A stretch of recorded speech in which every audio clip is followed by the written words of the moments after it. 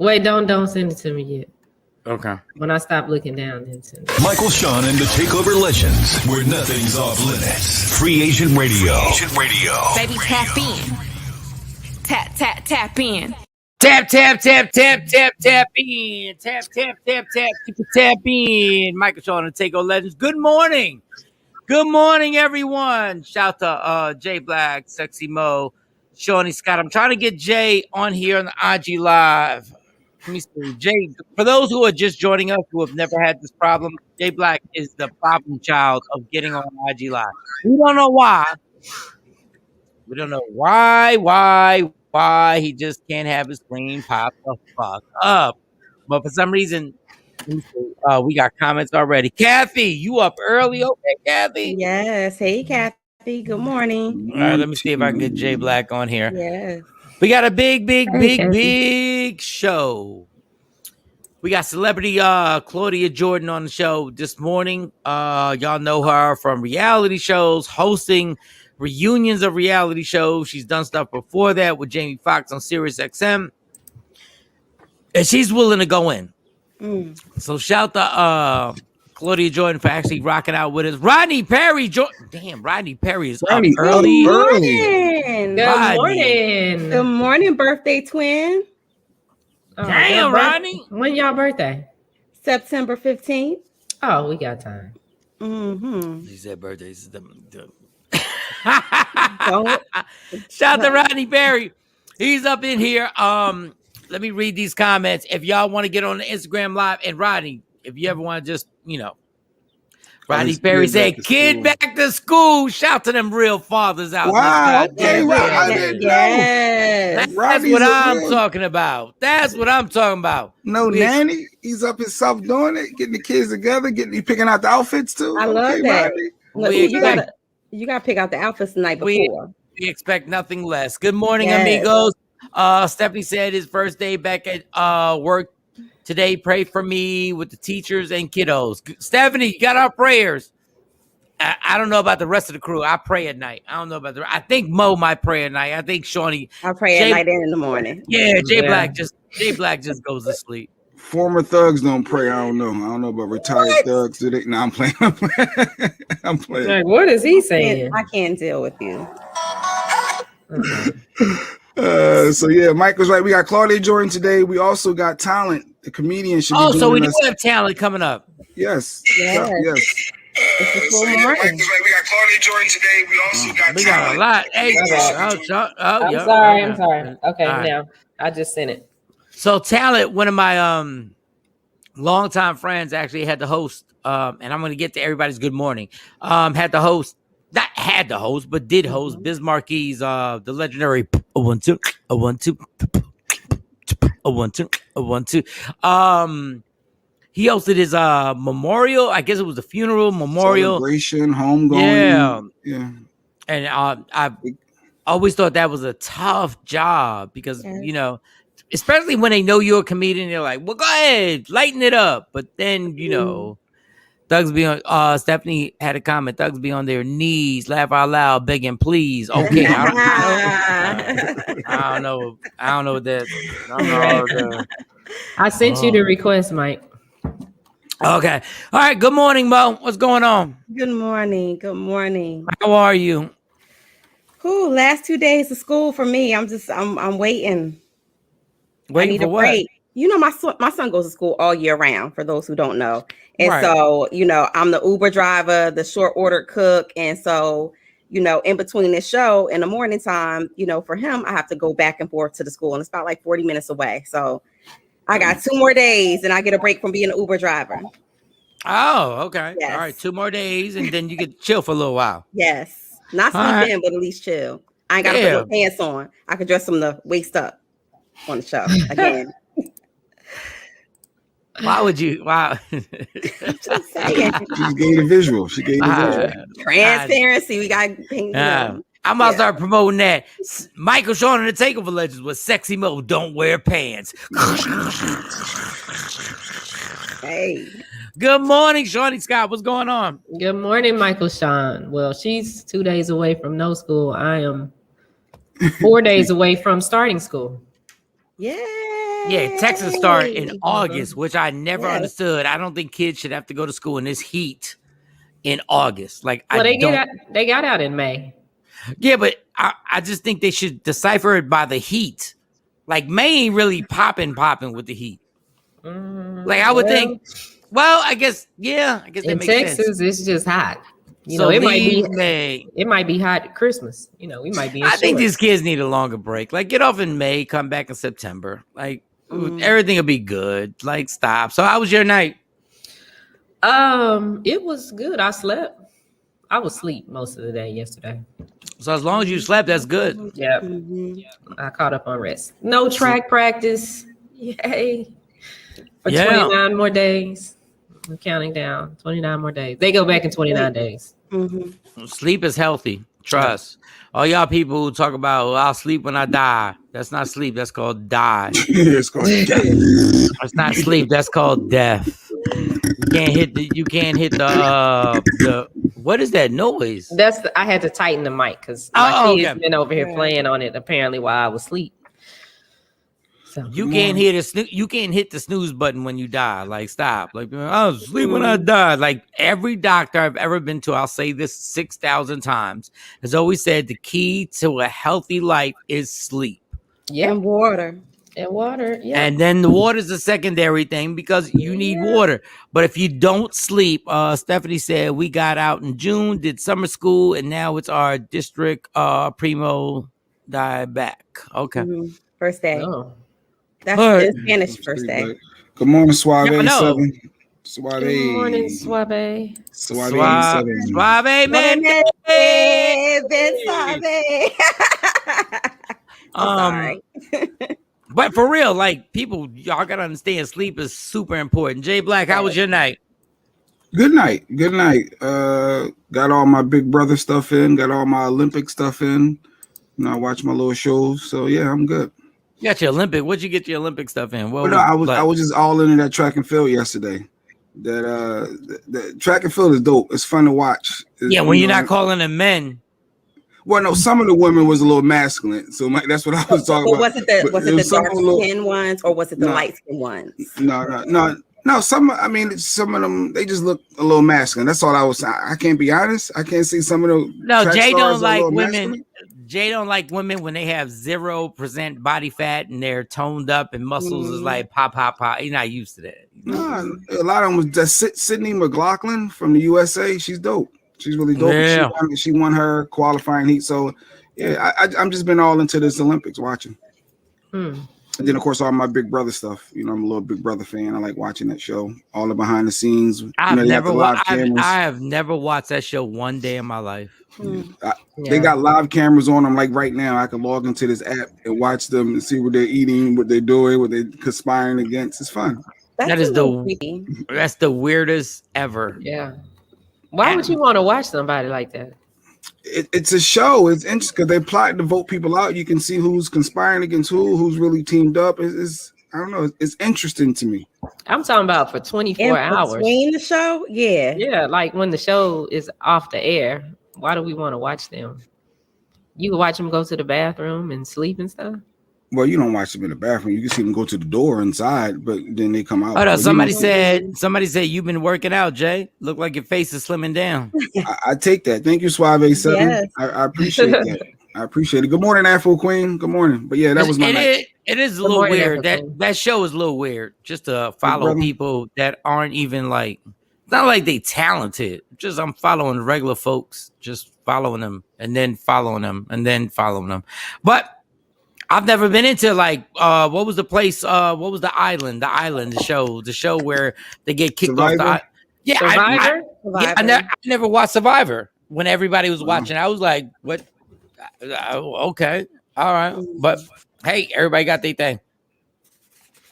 Now the Olympics is something different because I don't know. I don't want to get because Shawnee knows more about track than I'll do ever. But there's this thing called, and it already stopped, but it's a thing called the triple jump. It's not the long jump, it's the triple jump. Mm-hmm. And they run really fast, and then they jump 3 times, and then they do the actual jump. And I'm like, who made this shit up? Like, why? Like, who decided the long jump wasn't good? The long jump to me is crazy. But somebody was like, I'm not that good at the long jump, so let's make some new shit up where we jump 3 times. Yeah, we jump 3 times and then we jump. And I was like, what? What is the point of that? Like, and mind you, it looks so awkward, but I know I can't do it. I know it's amazing. Are you judged for each of the 3 jumps? Like 1, 2? Is that judged? It's like a hop, step. Yes. A skip and jump. It's 3 hop steps. A hop, step. Morning, Ash. You about to turn that into a whole line dance. Yeah. They skipped 3 times and then they launched themselves. Mm-hmm.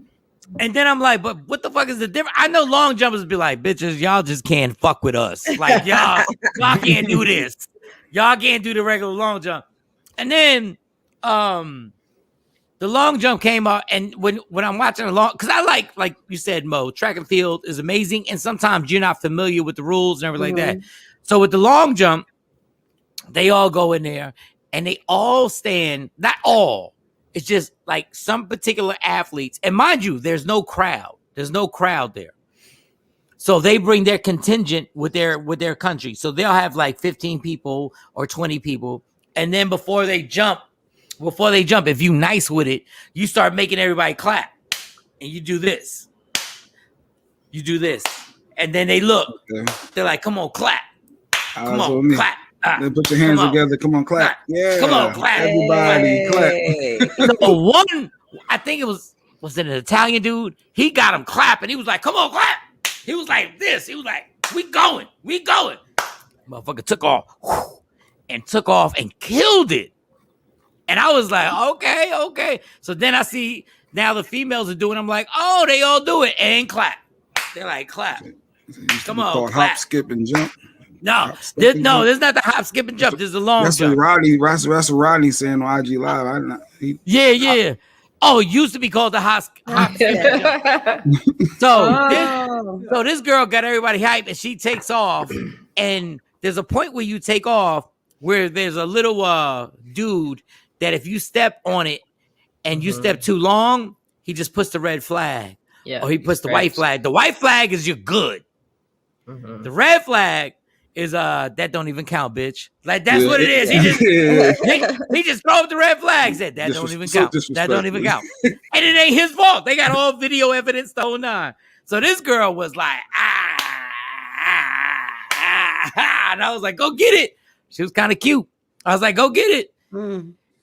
And she knew her thing was so bad that when she stepped on the board, she already knew she had a penalty, and she just walked through the dirt. And I said, get the fuck out. You ain't even going to jump. She just walked through the dirt. She just walked, and she walked off. And I was like, what? She probably knew her footing was off. Yeah. Like, if you cross that line, it don't matter. Save your energy. That's a lot to do that. Yeah, Carly used to do the long jump, and that tear their legs up and stuff. But Shawnee, that was her last jump. Well, that was it. She stepped on the line. Yeah, but that's what I'm saying. You might as well jump and just so, because I seen people jump and the red flag comes up, but they had a huge jump, so they can be like, "Yo, I killed it," and by half an inch. There was one dude who you can't step on it at all. Yeah, I saw that. You can't step on it at all. You can't do this. You can't.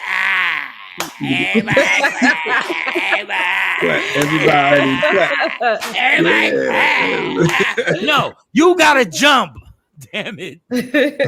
Rodney said it's been around since the 1800s. Yes, I know, Rodney. Yes, the jumping thing. Yes, of course, it's been around since the beginning of time. Since the Greece games. But I know this ain't been around. 1800, they wasn't doing that. Everybody. Jacqueline, morning, Queen born. Morning, Queen. Good morning, Queen. So then, I really like the Olympics because I realized like track and field, I get because it doesn't take long to get it. You're like, okay, even if you're doing the shot put, even if you're doing the discus, what's the hammer one, Shawnee? That look everybody's the hammer throw. Okay, it's the hammer. Like everybody look like Thor. Everybody look like yeah. And I was like, okay, I get all that. You just gotta be in shape. Now, this is what I don't like when they do. So they do the hurdles. The hurdles look very uncomfortable. Anybody who's mastered the hurdles, God bless you. Because they start you small. Carly's training for the hurdle. She just didn't run it this year, but yeah, she's been training for about a year. God Next bless year, my she's little. supposed to start. God bless my little Carly soul. Because when I tell you that looks so damn uncomfortable, it looks like your hamstrings need to be pulled out. As soon as you go to leap. Like they need to, like a doctor needs to just remove my hamstrings while I'm running the hurdles. Like I'm running to just remove them. And that, and then it's crazy how what was the last thing I saw yesterday? It wasn't the hurdles. And they did the hurdles in the rain yesterday, which I thought was crazy. Yeah, they wasn't giving a game. Rain. I was sitting there like, damn, your time frame is that like they were like, no, we gotta pouring run. Down rain, or it was just raining a little bit. It was pouring down. You could see it was pouring. They was getting drenched. Running. No, they had raincoats on. I said, God damn, they running with raincoats.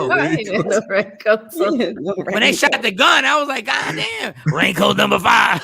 But I would think that would be dangerous. You know what I mean? Like running and trying to do the hurdles while it's raining. They still practice in the rain, like when it rains. But it is if it's pouring down. Well, if it starts lightning, that's when they call. That's when they call. Mark, good morning. Mark. What up? Morning, Mark and Mrs. Mark. Mrs. Mark is on here too. Yes. So I enjoy the track and field because it's a bunch of stuff that I could never do. I'm like, I see. And then they have an angle when they show everybody running, they have an angle. They broke like 2 records yesterday. And like number 1 broke the world record. Number 2 had broke the former world record. And number 3 broke the world. And we're like, what the? And the American lost to I should have wrote this down. But when they show an angle, there's an angle that they show the track stars running. They don't even look real. It looks like you're watching a movie that they're making believe that they're enhancing the speed. And I'm going like, yo, how in the hell do you train that hard that you can move that fast in 100 meters and do 100 meters in like some ridiculous... Think about this, y'all. If I leave my apartment and I go to my parked car, I can't get there in 10 seconds. How in the fuck are y'all like? It's just like, yeah. You know, I know about this because I ran track. I did that, so I could speak on it.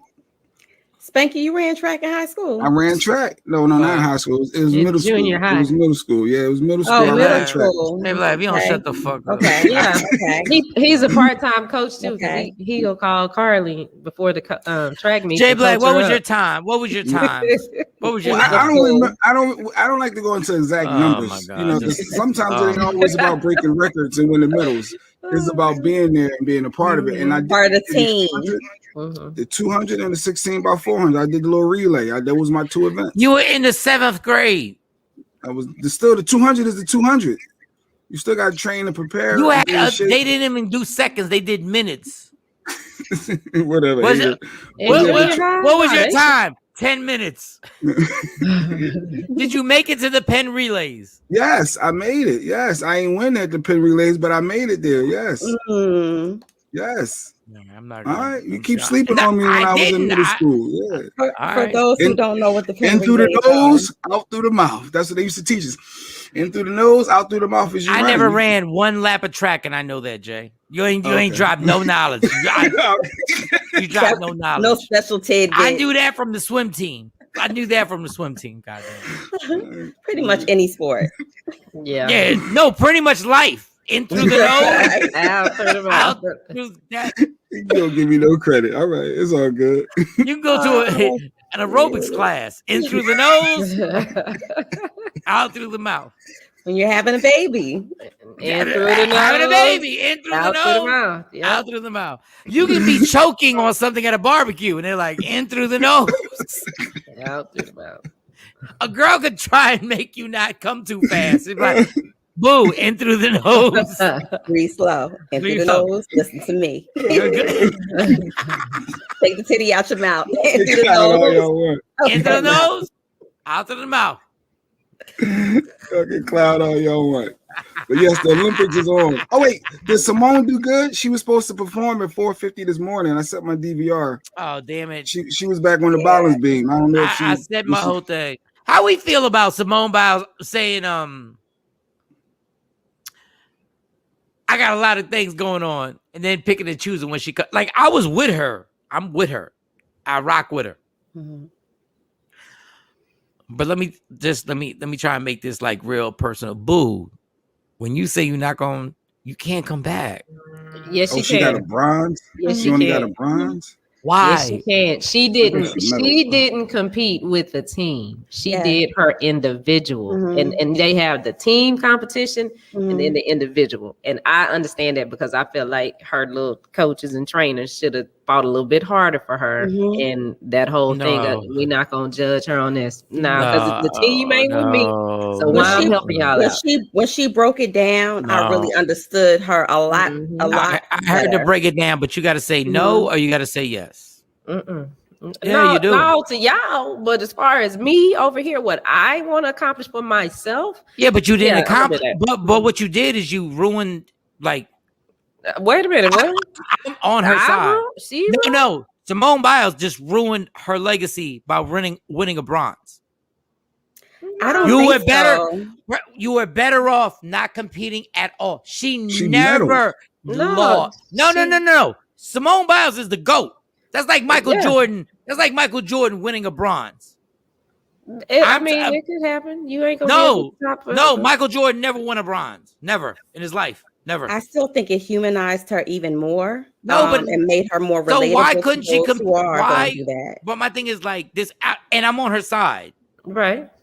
But my thing is like, girl, you said your mental health wasn't right. Within a few days, you got it right. Because she had to say that to be politically correct.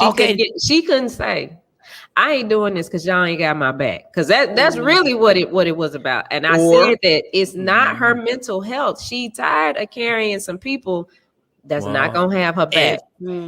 It's the same thing that happened in corporate America. You doing everything for the team and the team riding your back. Okay, she doing it. But then when some heat come, they all take their hands off and you're on your own.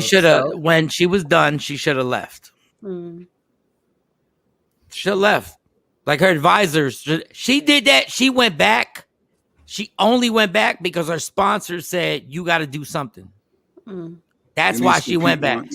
Or maybe she didn't want to drag the team down because if she's not, she already dragged the team down. She already dragged from the team. Affecting. They already lost. No, they medaled. They still medaled. No, but they didn't get they didn't get the goals that they were going to get. As long as you get a medal at the Olympics, that's not what the U.S. does in gymnastics, and we don't give a fuck about a bronze. A silver? You don't care about a silver or bronze? Nobody cares about a silver or a bronze. Nobody gets on the Kellogg's cornflakes box with a silver or a bronze. Point taken. You don't support me, but I'm carrying this team. Let's see how y'all do without me. Yes. And what happened? But then don't go back, and you played yourself by going back. But she didn't take a spot with the team. Right. Thank you. She didn't play herself. Yes, she did. She got a bronze. No, she didn't. She probably did that on purpose. No, she didn't do it on purpose. I'm going to come out here and I'm going to half-ass this. I'm going to show y'all what I can do. No, she didn't because let's be clear. God bless her. I love her. But when you're making millions of dollars from sponsors who are cutting you checks quarterly, they're like, you better do something. And she had to get back on there to do something. And she did enough to get a medal. Listen, I would love for you to switch places for just a day. And then I don't think anything we would say, it doesn't make sense to you because you ain't never experienced that like that. I completely understand what she did. And I'm like, yeah, okay, good job. Yeah, that's how you do it. But what I'm saying is she should have just left and not touched the thing again. And nothing is in her legacy except gold medals. You don't add a bronze. That might have hurt her. Just the thought you don't add getting knocked out in the first round of the playoffs. You don't add. You don't go back. And your car. When you're Carl Lewis. Let me ask you something. Carl Lewis. What medals did he have that is a bronze? I don't know. I didn't keep up with Edwin Moses. Edwin Moses, Michael Johnson. I don't those know. Guys, I can talk about Usain Bolt though. Yes. Usain Bolt started out where he wasn't doing it well. Then he was the fastest man in the world. His last race, he lost. No, he lost not in the Olympics. He didn't lose. He never lost the Olympics. Yes, he did. He lost when he first got there. No. His last race was not. He did not lose his last race. He won his last race. He retired. After he didn't win, the other little boy on the Jamaican team is the one who won it. The younger in his last Olympics. Yes. All right, I'm gonna look it up when I get off the phone because I think he never. His last Olympics is when he was looking back as he crossed the line. And so even with Lady Q said this isn't the first bronze she got. So even with that, do you honestly think, Mike, that she discussed how even when she's at her best and at her most optimal, they still judge her harshly or they don't judge her fairly. So if I know that if I'm putting 110% in it and you're still not giving me my just due because you think it's not fair that I win all the time, as she put it, you think all of a sudden I'm going to be at a bronze level performance? So y'all think wait, y'all think she did it on purpose? She possibly could have. I mean, I'm not in her mind. I'm not in her mind. I don't know. She possibly could have. But everything that happened, and like in that right there, that's what happens in the court in the corporate boardroom. What y'all doing is the same thing. No. I'm telling you. I'm telling you what I know. That girl is one of the greatest competitors ever. Right. There's no competitor ever that's going to perform to get a bronze. So y'all tripping now. Ain't no I don't care what sport it is. I don't care if it's boxing, basketball. Ain't nobody going there to get a bronze. She ain't get a bronze on purpose. So now y'all taking it a bit too far. Ego in itself in front of the world is not getting a bronze on purpose. If anything, she would get a gold on purpose to be like, I feel better. That's probably what a man would do, but women are wired differently. But Stephanie, not competitors. Simone has proven everything that she needed to prove. Period. And Stephanie ain't got to do nothing else. And that is my point. Why go back? You're proof right there. Why even if you decide that mentally you're not right? But that was a lie. Like that's the part you got to understand. She said that to be politically correct. But Shawnee, you don't know that. Your assumption is that. Your assumption is that says she can do anything she wants. I get it. But why do all that for whatever medal? She's under control. I think that's what she's probably trying to prove. So you think did she have she's taking back her control? Is that what you're saying? I'm saying 5 days ago you said you couldn't. Mike, don't we all at times think we can't do something? Then you start to feel better and think, I got this, I can do this. Well, this balance beam ain't as challenging as the other ones. I want to give it a go. I'm here. It's going to eat me up 6 months from now. I'm like, man, I should have gave it a try. I should have tried. I felt better. Doug, I get it. I'm on her side. I'm just saying I'm on her side till all of a sudden you decide, okay, I'm going to come back now. You got to say no or yes. This is not at your beck and call. Well, obviously it is. No, but this is what I'm saying. This is when absolutely. But what I'm saying is then don't say you were one of their teammates on the Olympic team. Don't tell them girls you were one of their teammates. But if I'm not told her that they want to hurt. Whoa! The girls didn't do anything to her. But if I'm not mentally right, I don't want to drag you down. If I perform horribly and you don't medal because of me, that's going to eat me up. So I'm taking myself out of that equation for the team. But let me ask you this, Jay, I can handle it if it's from individual. Well, let me ask you this. You, right now, for the team, for us to win the all-around gold medal, right? I'm not good. And me and you are competing. You're my teammate.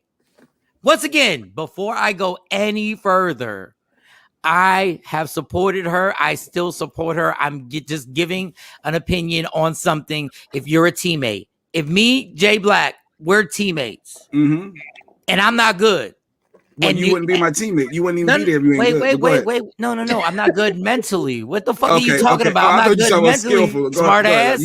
Like, what are you talking about? All right, go ahead.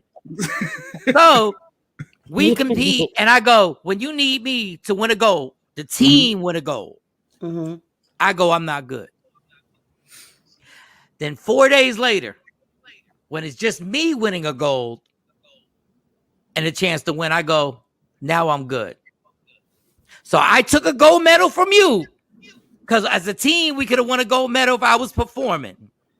And then 4 days later, I go, yeah, I'm going to try and do this for myself. And the reality is, you've been with me during this journey for those 4 days. You know what I've been doing to rehab.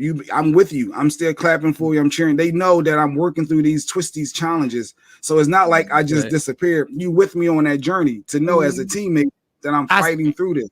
Yeah, but 4 days later, yeah, I'm good. I'm not good. I'm good enough to compete for this, but and take that chance. And you know that because you're with me.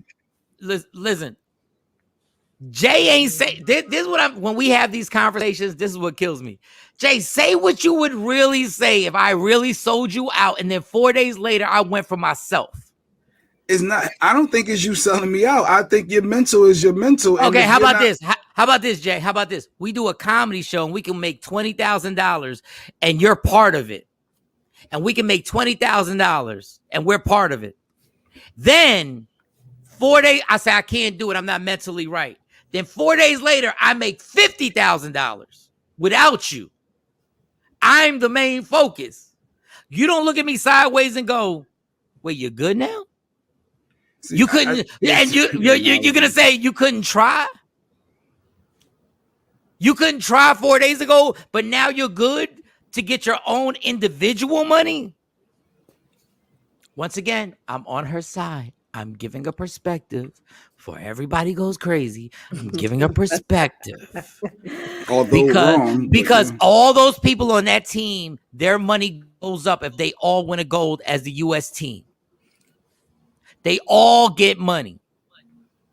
So what I did was 4 days later, I'm better. I've been in the same Olympic place, doing the same thing. 4 days later, I go back by myself and go now this medal is all me. This comedy, but your comedy show is not life threatening. If she falls incorrectly and snap her neck and die, that's something completely different. To get injured is a difference. So your analogy. So 4 days later, she was good to do the balance beam. The most dangerous. The balance beam is the most dangerous. Yes, it is. Not according to the commentators. They were saying that this is if there was one that she could do, this would be the one. Her only concern would be is the dismount, and if she lessened the difficulty on that dismount, she could probably do it. Is what they were saying. From everything that I was watching. So she skipped everything else. And you're going to tell me. Now, the one thing is that these white girls can't even say nothing. These white girls can't even say how they feel. But you also don't know the treatment that she may have received behind the scenes either. Which is drugs. Because in 4 days, everybody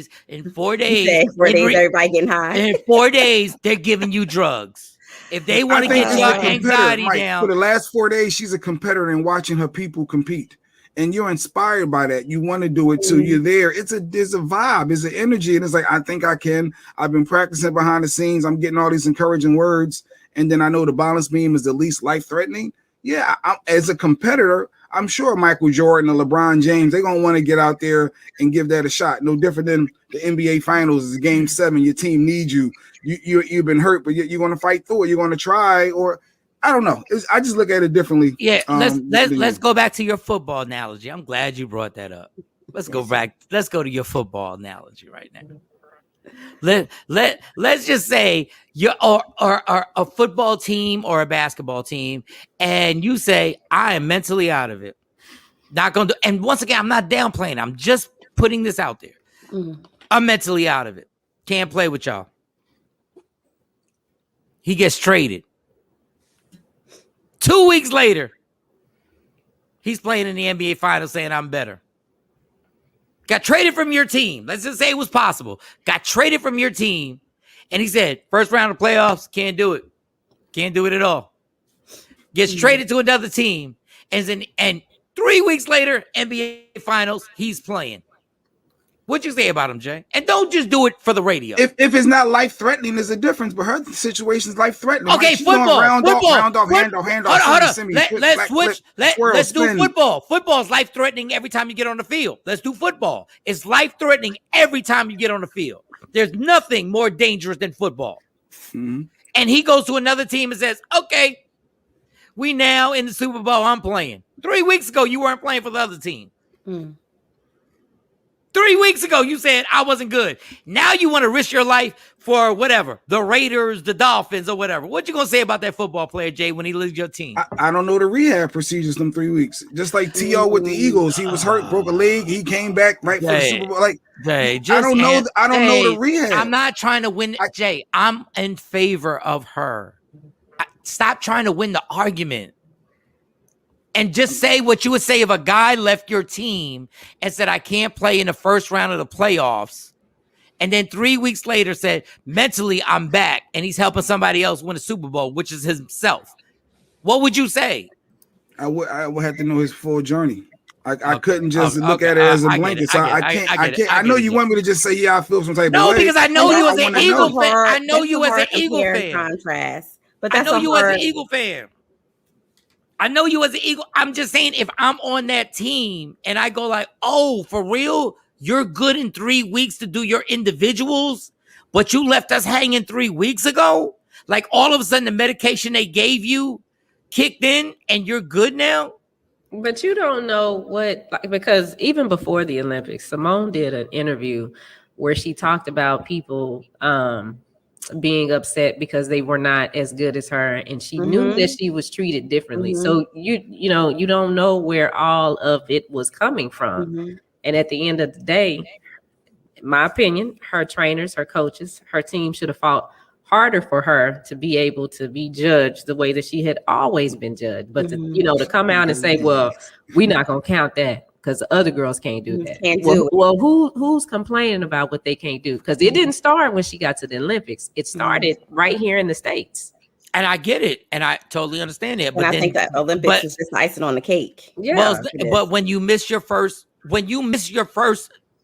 flip and you land, and then you go, I got the yips. I'm not mentally right here. How are we supposed to deal with the situation if you're telling me, you're telling the world you're not mentally right, and that's why you left? Because that was the politically correct answer to give. Okay, she so say what she was really thinking. Well, then that's not our problem. But and the same thing for her. How y'all feel ain't her problem. No, but what I'm saying is, this whole thing is the teammates going, oh, really? You gonna do you? Really, I'm gonna do me. Because like I said, who is the one? Who are the ones that are complaining about not being able to do her moves? Again, that's a conversation that started way before the Olympics. It started in the States. I get it, and she's right. But if I'm a teammate, I go like, and that's why then you get, this is my point with her. My whole point first. Don't perform again, because the bronze doesn't do anything for your legacy. No, you just go like that. If you're really making a protest, you go like, I'm not effing with y'all because you guys have disrespected me and you're judging me on a different level. So I'm not going back. I'm like, I'm good. Goodbye. No, she doesn't have to stop her whole career because she can't do it individually. She helped them get a medal. Now, as a team, this year she did help them get one medal. So what you're saying? If my team is not going to have my back, and that's the thing that gets me, is like everybody is jumping on her, but nobody's. It's always jumping on her. It's always accountability. There's no accountability for the other people. Yes, you know, she made a decision. She made a decision to say, okay, if the team ain't supporting me, why am I supporting the team? So why are you supporting? Let me ask you something. Why are you supporting the same Olympics that did this to you? If the Olympics did this to you and said, we're treating you badly, why run back and get third when you're the GOAT? You're the greatest of all time. So why run back? And either you go like, listen, I'm not going to tell you the whole story. Not gonna tell you the whole story. It's my mental thing. But then you ran back and you took part with the same judges that you was mad at. The same judges that y'all said that she said was like, they not treating me fair. You ran right back to get judged by the same judges, and they gave you a bronze. That's what I'm saying. You don't go back at all. What's the time? What's up with the time? No. I'm saying timing is everything. But my thing is, but they played her when you go back. No. Yes. I mean, she can do what she wants to do as an individual, Mike. Shawnee, I understand that, but if you are against the same system and then you run back to the same system and then they strategically give you a bronze. That's Mike all day stuff. Yeah. Wait a minute, I'm trying to understand what she said. Team member hollering. Mike is that. Basically, you that one complaining. Why she can't do this? Why you do that? But what about us? You whine. No, my whole thing is like, I was with her for this, but don't fuck with them at all. Don't even give them a chance to ever judge you again. You are the GOAT. You are the greatest gymnast of all time. Don't allow them to ever judge you again. But what happened is her sponsors were in her ear and they were like, go back. Go back.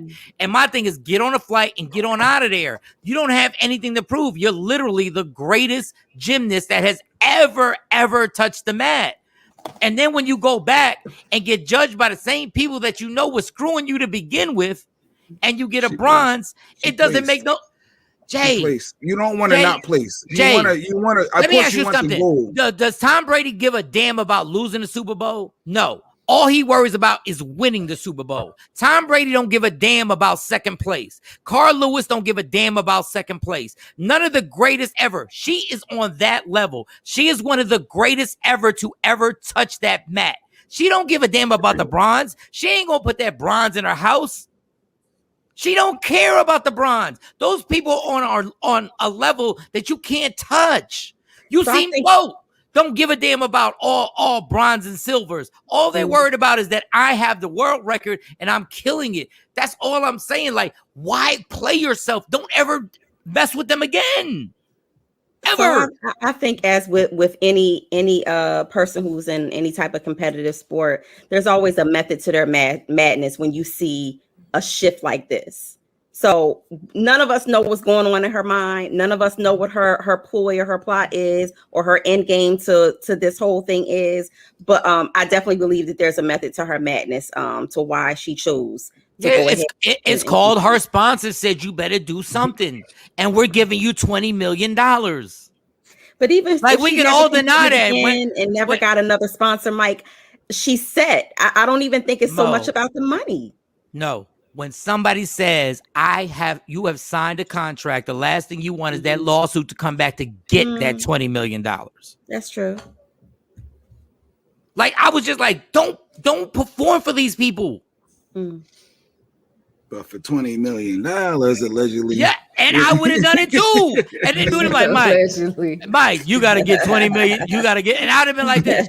Fuck, I didn't even think about that. Oh, all right, here I go. What if you don't land on your feet and break your neck? Like, okay. Stephanie said, Mike, we will never know the truth. He's just letting those folks that support everything, and just like God, he give us and take it away. She did not play herself. They tested it and she smelled that stank. Respect her, because I'm not saying, dog. That Mike is like the dad that's saying, baby girl, let's go. Forget these people. Dog, you do. It's not even like the dad. Either you for it. Good point, Kathy. Either you for it or you against it. That makes her smart. Don't mess with my money. Yes, but then my problem is then if you don't mess with the money, you got to be strategic. You got to be Floyd Mayweather, or you got to be somebody's like, I don't give a damn, I'm out. Floyd Mayweather is going to be strategic and like, I don't care, I'll make this happen. If you all the pressure that this young woman caught was because she didn't perform. Then she goes back simply because of them sponsors. Once she left, I was like, I'm all for you. Fuck them. We don't care. We don't give a damn about them. Like Shawnee said, the judges treated you like shit because you're trying to do stuff that none of these white girls all over the world can do. I get it. But once you go back it takes away from your stance. Mm. That's all I'm saying. In her case, I don't think so, because on her worst day, they still not as good as her. Yes, they were. On their best day. But they were. According to who? So the U.S. It's the like U.S. got gold medal over her. Somebody on the U.S. in the U.S. It don't matter. You're not competing against your teammates. You're competing against the world. You go there to compete against the world, and she got walked third. away. But she walked away from her team. Mm-hmm. She walked away from her team. So, did her team members? Did any of the other U.S. people? Let's see. I'm gonna see. Oh yeah, the little girl yesterday. She did. Girl, she got the gold in the floor exercise. No, on the balance beam. In the balance beam. Yeah, that happened 450 last night. But y'all got me so confused, because when she said she went to her teammates and said, "I can't compete because of my mental health," the teammates hugged her. So why are we? Of course. But that's what they do. They're not gonna be like, well, but Shawnee, but the beef go. They not gonna do that. But the beef is with the judges. Now the beef is with the other teammates, the other 15-year-olds and 18-year-olds. Yeah, China got the gold and the silver, and then the U.S. got the gold for the balance beam. You mean the bronze? Okay. I mean the bronze. The bronze. Mm-hmm. Yeah. I got a comment says Mike don't even know for sure it was about sponsorship. He talking like it's facts, and it might not be. Her legacy is not tarnished at all. Dog. Okay. Well, just watch media all day when you realize that the girl didn't have to go back and get a bronze. I think maybe in about 5 years or so, if she doesn't compete in the next one, 3 years, we got 3 years till the next one comes back, because they're gonna get back on track. If she doesn't compete then she'll probably start telling what really went on. She don't perform and get sued, and then they pay them for penalties to prove a point. Or I could place, not owe anyone anything, and walk away with a peace of mind. And to the person who put that text message, you don't know the opposite. But I will tell you this, it's funny how you couldn't do it, but 4 days later, you could. Don't take a brain surgeon to understand who was in when her team got to her and said, you got to do something. I'm just saying, just go. Don't be a part. Like, I was rocking with you. I was rocking with you. Just get the hell out. Like, F them all. Like, when you say F them all, I'm down. F them all. You're right. But then when you go back and you come creeping right back into the same racist environment that you were complaining about, right into the same racist situation you complaining about, you did it for a reason. And it wasn't because you felt like it. And just my opinion, everybody. All I know, if you were that adamant on I'm not doing it, if I'm that adamant, like I'm not doing it, somebody got in my ear 4 days later for me to go back. If I say fuck everybody, somebody got in my ear and said, we know you're unhealthy mentally, and we know you claim that you are, but we're going to need you to get back on that balance beam in one of these events, and you pick and choose which one it is, but you're going to do something. That's all I'm saying. And I don't think that's out of the ordinary. That's all I'm saying. That's all I'm saying with that. And I still root for her, and I wish that she could have had the greatest Olympics ever. She's still the GOAT. She's still the greatest gymnast of all time. And I'm saying male and female. I'm not just saying female. I'm saying both. She done rocked out and killed them both. Let's take a break. Well, happy birthday to Mark, our little photographer. Well, no, I shouldn't say little. Little photographer. He's real big. His wife sent him a nice little shout out. He's 50 today, so happy birthday. Nice. What up? Go. Happy birthday. Ooh, happy birthday. And the wife sent it. Oh, that means you gonna have a good night tonight. You're gonna have a good night. You're gonna have a good night when wifey sent it. Wifey sent a happy birthday like that. Ooh, it's gonna be a whole bunch of dressing up and no disrespect. I'm just saying, it's gonna be a whole bunch of. It's gonna be candles lit. It's gonna be special songs being played. Whatever your favorite is, whatever your favorite. You know, everybody got a favorite. You gonna get your favorites. Thanks, fam. Okay, well, Mark, go ahead, make that happen. I'm trying to think of the last birthday I got what I wanted on my birthday. I think last birthday I got. I'm pretty sure you got the gift that keeps on giving, Mike. I hate when y'all say that. What's the last birthday y'all had that y'all got something good? That y'all got something good? Like just not a happy birthday. And I'm not saying like vagina or penis. I'm just saying like y'all got something good. Or okay, we'll keep it sex. Maybe sometimes the sex could be. Jay spoiled. 2018. What happened 2018? I went to Dubai. Oh, he took you to Dubai. Why didn't you marry him? Why didn't you marry him? Took you to Dubai. Yes. So you gotta marry just because somebody took you to Dubai. And last time I checked, doesn't the man choose it? But goddamn, you selfish like Simone Biles. Like we could have all ate off this. We could have all. We the Olympic team. We could have all ate off this. A group trip.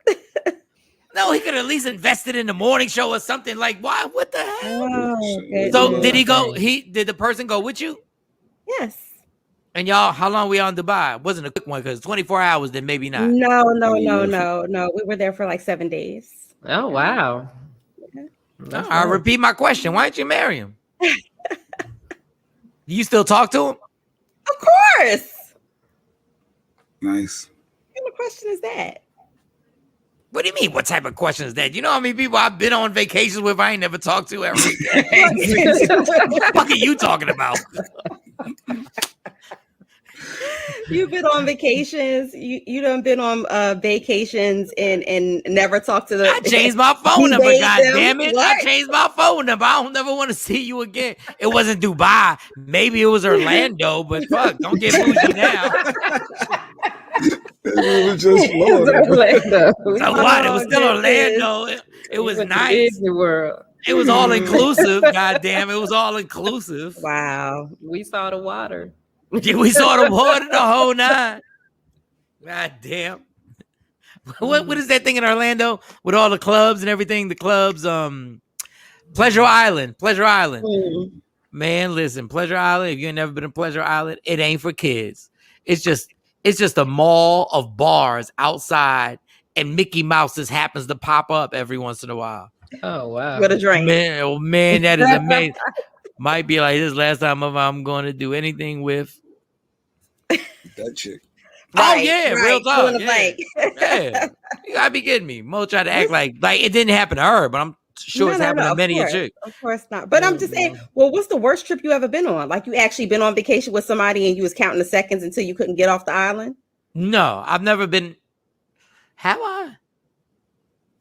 I think I was with somewhere with my ex-wife. I don't know if it was an island or something where I really wanted. I would just like I didn't understand. Yeah, I get that. That's the closest to it because it's like there wasn't even no sexual activities or nothing. Like it was miserable. Like really, it was like I didn't get it. I didn't get the point of spending. It wasn't my money, because I ain't had no money back then. So yeah. Oh wow. So you was spending somebody else's money and you couldn't wait until you got off the island. I couldn't. No, I didn't even know it was an island. I'm trying to think. Because such a long time ago. Was I 24, 25, some stuff like that? That's why it's important to always have all inclusive if you're somewhere like that, so that you ain't gotta. Yeah, that's when you know, because when you're not having a good time with somebody on a vacation, you realize like this is supposed to be the ultimate perfection. Like, you know, like this is like we have to get along. If you don't get along with somebody on vacation, God. Yeah, but he took you to Dubai. Like you should at least got pregnant. Laugh out loud, Mike. You sure? You should. You should at least trapped them. We were supposed to go again, but the world closed down, and you know. Man, let me tell y'all so lucky. I am not a sexy ass woman because I would have trapped all you rich ass motherfuckers. All my kids' dads would have been athletes. Everybody. All my kids. Ooh. All my kids. They would have been the starting five for somebody. They would have been like four. They wouldn't be walking around with 5 kids right now from different fathers and stuff like that. I would have kept it real. From the Golden State Warriors. That shit would have been the introduction of an all-star game. And little Miguelito. 1, 2, and 3, like George Foreman. Y'all lucky. All right, let's take a break. We come back. I'll take a black and mild break. And then don't forget today. I always think tonight. We got Claudia Jordan on the show tonight. Today. God damn, I keep saying tonight. Claudia Jordan, housewives, reality shows. This lady she's had so many. What'd you say, Jay? No, go ahead. Keep going. You got so many shows she's been on, from The Price is Right. If y'all don't know about The Price is Right, this girl got stories. Wow. Yep, she got stories that could take down Bob Barker, and none of y'all know who Bob Barker. I want to hear. If she really was if she ran for Miss America too, she ran for Miss America or Miss. I don't know all the misses. America or Miss USA, one of them. Miss USA. She was a track star in high school and college. She's done Sirius XM with Jamie Foxx and everyone. Like, so Claudia Jordan will be on here, and we can ask her this, because I'm sure she can go all in. Like, she was really a track star. Like, I salute anybody who's a real athlete. Like, I'm not talking about like playing in the park and. What'd you say? 7th grade disrespectful. You're not talking about middle school. You're not talking about middle school relay. No, we're not talking about that shit. It's like you telling me you was a comedian, but all you did was open mics. I don't give a damn. It's like, I did the open mics at the Penn Relays. So what? So yeah, she's like in 20 minutes, less than 20 minutes. She should be on the show. I don't know what happened to Tom. I got to see what's going on. He was supposed to be our first guest. He was supposed to come on at 7. Yeah, he was supposed to have been up and at him. So I may reschedule him. And we also got a third guest today. Mike, the Dave, the attorney that actually interviewed Bill Cosby and his attorney. Oh, Dave Anderson. Dave Anderson. So yeah, what's up, Dave? AKA Taz. And I want Dave to actually get on here. Daddy. And I got personal reasons I want him to get on here, because when I talked to him and I realized that this guy had talked to Bill Cosby's attorneys, I realized I wasn't wrong. I ain't saying I was right, but I know I wasn't wrong. Affirmation? I guess affirmation. I guess that's what it is. Jay Black, we not talking red light, green light. See, Stephanie, don't go. Well, you ain't got to do that, Stephanie. You ain't got to do that. So disrespectful. We ain't got to do it. The man ran. I did it. Simone Biles going to regret the decision she made. Too much work just to throw in the towel without even trying, but I'm glad she got back out there and did it anyway. David Burns. Shout out to Dave. Thank you for the comment. If you say the sky is green and purple, he gonna say Mike is right. Mike is right. The sky is green and purple, David. Watch, Mike is right. Mike got a good point, because sometimes when you look at it, Mike got it right. But Mike right. The sky is green and purple. Tickets, Dave, you want some tickets? Mike, give Dave some tickets. It's amazing. It's amazing. And I keep saying, I'm for her. Try to say it over and over again, because I don't want nobody thinking I'm not for the girl. I just think it was a bad decision to go back and jump on that balance beam and get third, especially when I'm used to getting first. I know you want to talk about depression. If you were really going through, even though Shawnee doesn't believe it was that, if it was that, you want to talk about really messing up your mental, is going up there and jumping up and getting third when you used to getting first. And you like, God damn. You want to talk about messing up your mental health and going back to that hotel room in Tokyo? And now, allegedly, I'm saying this is my speculation, your sponsor's going, really? We get third now? That's a lot of pressure. Listen, man, I hope everything works out for her. I really do, because that's too much pressure. I know I would have cracked under that pressure. When you got that much attention and you're like, okay, I'm going to do the balance beam and now get third. But anyway, we'll take a break. We'll come back. I will charge my phone because I'm trying to set up the phone, and hopefully Claudia Jordan get on, not only on the show, but on my Instagram Live, so we can get everybody. Shout out to everybody on here. Don't forget, this Sunday night, it goes down to Arlington Improv. Get your tickets. Tap the link in my bio on Instagram Live. If you're watching us, 817-635-5555. We'll be back in 4 minutes. That normally leads up to 3 deep inhales. Michael Shawn and the Takeover Legends. Yeah! What up, y'all? It's Michael Shawn from Michael Shawn and the Takeover Legends. And just in case you missed the show, Check this out. Hold on, Claudia. You made that, or is that an Uber Eats, or is that look, like she don't cook? Look at her face. Like I just want to make sure you made that. Michael, Shawn, and the Takeover Legends, where the truth hurts, but also makes you laugh. I made breakfast. Look, I hooked it up. I had some home fries. Oh damn! that's real breakfast. Mushrooms in it, and peppers, and jalapenos, and some bacon. I was like, if I'm gonna be up this early, I'm gonna make some breakfast. How y'all doing this morning? Hey. KJ! They said, you made that? I said, they asked if it was Uber Eats. Can you tell the fellas? Uber Eats. Was that Uber Eats, KJ? Keep it real. Keep it 100. No, that's not Uber Eats. I cooked that. Michael, Shawn, and the Takeover Legends. Your escape from reality. Right here on Free Agent Radio. Free Agent Radio.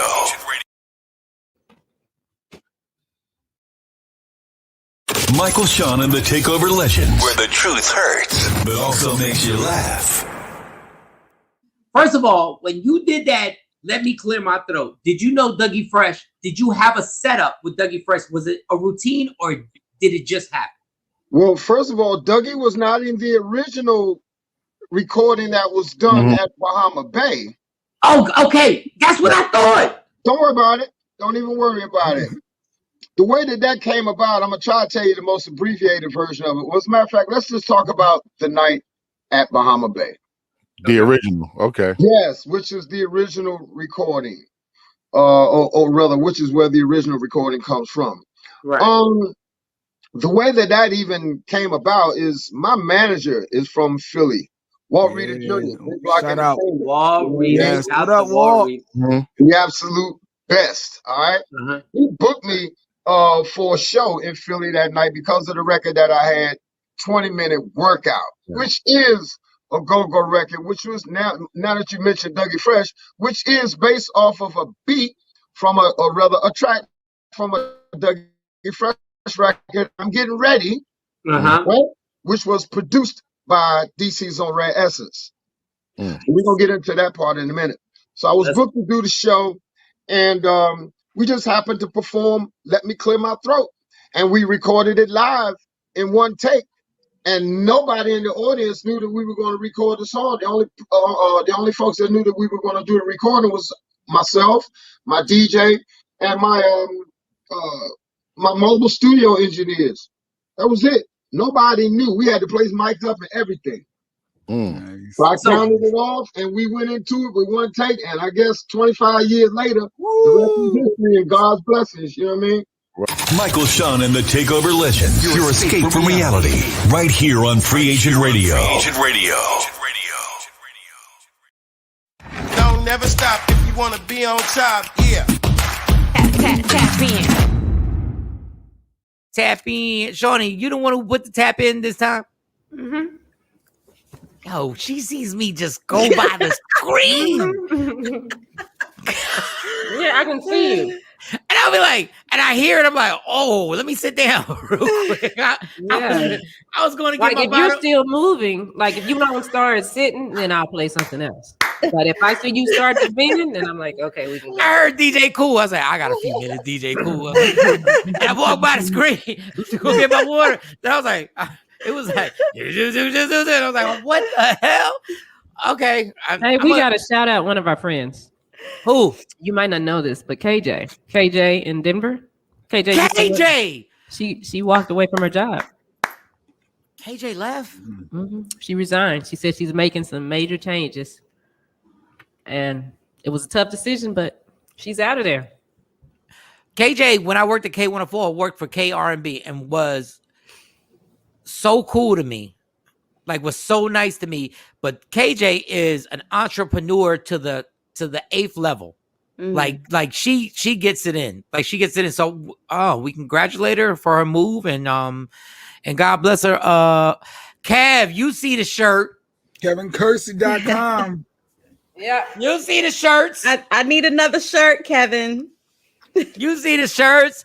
Muhammad Ali stood not going to fight war he was against. He got stripped of his title, all his endorsements and fights in the future. Blacks rallied around him, and then boxing came back and begged him to come back a year or two later. Well, they didn't beg. He had to fight for it. I'm a big boxing fan. Simone is young and is not around those to stand with her saying, don't perform as you said. And I, first of all, I'm not built for what Simone went through. I want to make that clear. I am not built to carry that pressure that she had and all the stuff that she's gone through. So it was just one simple thing. I wish, that she would have, but who am I? OMG, Mike, y'all, I didn't know y'all had the legend DJ Cool on here. I just cried when I see him and believe I miss him. Yeah. You miss him. YouTube. You miss him. Well, you miss him. They can go to YouTube though. For you hate you missed the show? Why do you cry when you see him? I just cry when I see him and believe I'm. No, he didn't die. He ain't dead. He ain't dead. What? And if you go to YouTube, type Michael Shawn and the Takeover Legends, all the full interviews are there, Dave. So that's everybody we've had on the show, from Fred Hammond to Bill Bellamy to DJ Cool. The list goes on and on and on and on and on and on and on. Rodney Perry, Lunell, Johnny Gill, Bellamy, Petey Crack, Coco Brown. Actually, I got a list. Yeah, we got a whole list. So no, he's definitely alive. Maybe I don't know. Maybe Dave lived in DC, in the DC area at some point. I don't know, but he's good. DJ Cool, yeah, he's breathing. Right. He's on verses and all of that. Right. Like he still clears his throat. He still clears his throat. Like he's still every once in a while. Yeah. But I've been keeping a running tab with different guests we had on. We only been on a couple months. We had a lot of guests. Fred Hammond, Talent, Quincy Harris, Freddie Mitchell, former Philadelphia Eagle, retired. Yes. Lunell, comedian. Lunell, Bill Bellamy, DJ Cool, Claudia Jordan stopped through once, Rodney Perry, Do It All, Lords and Underground. We had our own Miss Jones came on. We even had a magician, Randy Shawn, came through. Shout out Randy. Hey, Randy. Randy, Mike, you can't even trip on that show. Randy. That was a good show. That was Mike. a good show. That was a good show. That was a good show. The magician, Randy, he did it. Petey Crack, State Property. We also had Sparks. Emilio Sparks, State Property, Coco Brown, a comedian, of course, Johnny Gill, one of our faves, Johnny Gill, No Edition, Freeway, State Property, Freeway, Keita Rose, the influencer on social media. I actually, when Keita came on, Mike, I went and ordered one of her little mics. It was only $3.99. You know how she do the little mic to her. Yes, yes. I went and ordered one of those little mics. Yes. What do you say? I thought that was funny. Who else? But yeah, so I just been keeping running tabs of a lot of people we had on. I ain't realize you had Sweet LD. Remember Sweet LD from MC? Yeah, her birthday was yesterday. The Oaktown 357. You know what I didn't ask her? She's from 357 and all my big small fan. I always wondered what she thought when Biggie had that one line. What was it? Where Brooklyn at? Even if I have dreams. Yeah, even if I have MC Hammer and 357 B words. Yeah. Because DJ Cool is my boy. Oh, okay. He liked him. Yeah, he liked him. So yeah, so go check out the full interview, Dave. You should. It was a lot of insight, a lot of love, a lot of good insight. It was fun. Who got the thing going on in the back? That sounds like Jay Black making Pop-Tarts in the room. Yeah, or something, because it ain't over here. It sound like a it is. It's coming from my neighborhood. Something sound like a big bitch moving backwards. Something going on outside. Watch out for the big girls. Oh no. There we go. Let me make this thing on here. Yeah, the one thing about this StreamYard and Zoom, I was watching ESPN and it's this young lady, African-American young lady. She's so good. And they went to her on ESPN and she was breaking down some NBA trades that were going on. And the cops, the sirens started popping off at the outside of her window. Awesome lineup, Michael Shawn and Takeover. Thank you, Tam Tam. And she played it off. And I was like, man, this StreamYard and Zoom, that's the only thing about not being in the studio. You don't know what could happen. Like right now, Jay Black's wife could walk in and punch him in the face. And we'd be like, all right. You got it. You must have deserved it. You must have said something. You must have deserved it. And then as because you got to be on your toes. You're like, so, Miss Black, what do you think about Simone Biles? Right. We'll say you. Yeah. The one thing I was surprised yesterday. I shouldn't say surprised because Bootsy really doesn't give a damn. And Bootsy got on there yesterday and started pushing back on the whole the baby thing and everything the baby said, and he was like, I can't believe y'all trying to push this gayness. And we had, what was the gentleman's name, Shawnee, that we had on the show last week? Coy, yeah. Coy, a gay man. We had him on here, and we had a couple on here, gay couple that adopted a child. And Bootsy was like, man, it's a damn shame y'all keep pushing this gay agenda on everybody. And when I'm watching it, I'm kind of not disagreeing, but then I'm kind of thinking to myself, well, haven't we put heterosexuality on everybody, on everything we do? But I got what he was saying. But it's like scary now because if you give your opinion on something, you know, this whole cancel culture has gotten out of control where if you give your opinion, they're like, they want to dead you off the door. And did y'all see the Bootsy? He said something else. No, I would love to hear it. You got a clip, Shawnee? Yeah. There we go. It's sad how y'all trying to force this gay stuff on the world, bro. It's sad, bro. How y'all trying to ban artists. Y'all sad, bro. It's sad, bro. You know, in 10 years, it ain't gonna be normal for a kid to be straight. You know, it's sad, bro. Y'all trying to force it on these kids, bro. You know, you pushing it on the artists. Push it on all the biggest artists. You know why? Because the kids love those artists. You're attacking these kids. The kids love these artists. So we're going to make all them promote this shit. We're going to make all them promote it. And who going to follow? The kids. It's sad, bro. It's sad, bro. God doing backflips in his backflips right now. I'm mad that he in a Rose and his seatbelt cover thing is off. Yeah. Has a missing button. Okay. Yeah. And I'm mad too that he's like, it's sad, bro. It's sad, bro, because we've had this conversation about music. And the only genre that this happened, it was sad when y'all pushing murder and being a hoe was on the kids. Right. I mean, what are we talking about? I think that's what annoys me about these festivals trying to ban stuff, because y'all want to engage in the culture. But then when hip hop disrespects you, even though y'all like hip hop disrespecting shit, y'all like it. Y'all like the arrogance and ignorance of killing other black people and smashing out black chicks. Y'all like that. But then all of a sudden, y'all catch feelings over something. And that is the one thing. If you're gonna embrace hip hop, y'all better embrace everything that comes with it, which is a lot of ignorance. And can't nobody tell me I love hip hop. My career from comedy to radio is based on hip hop.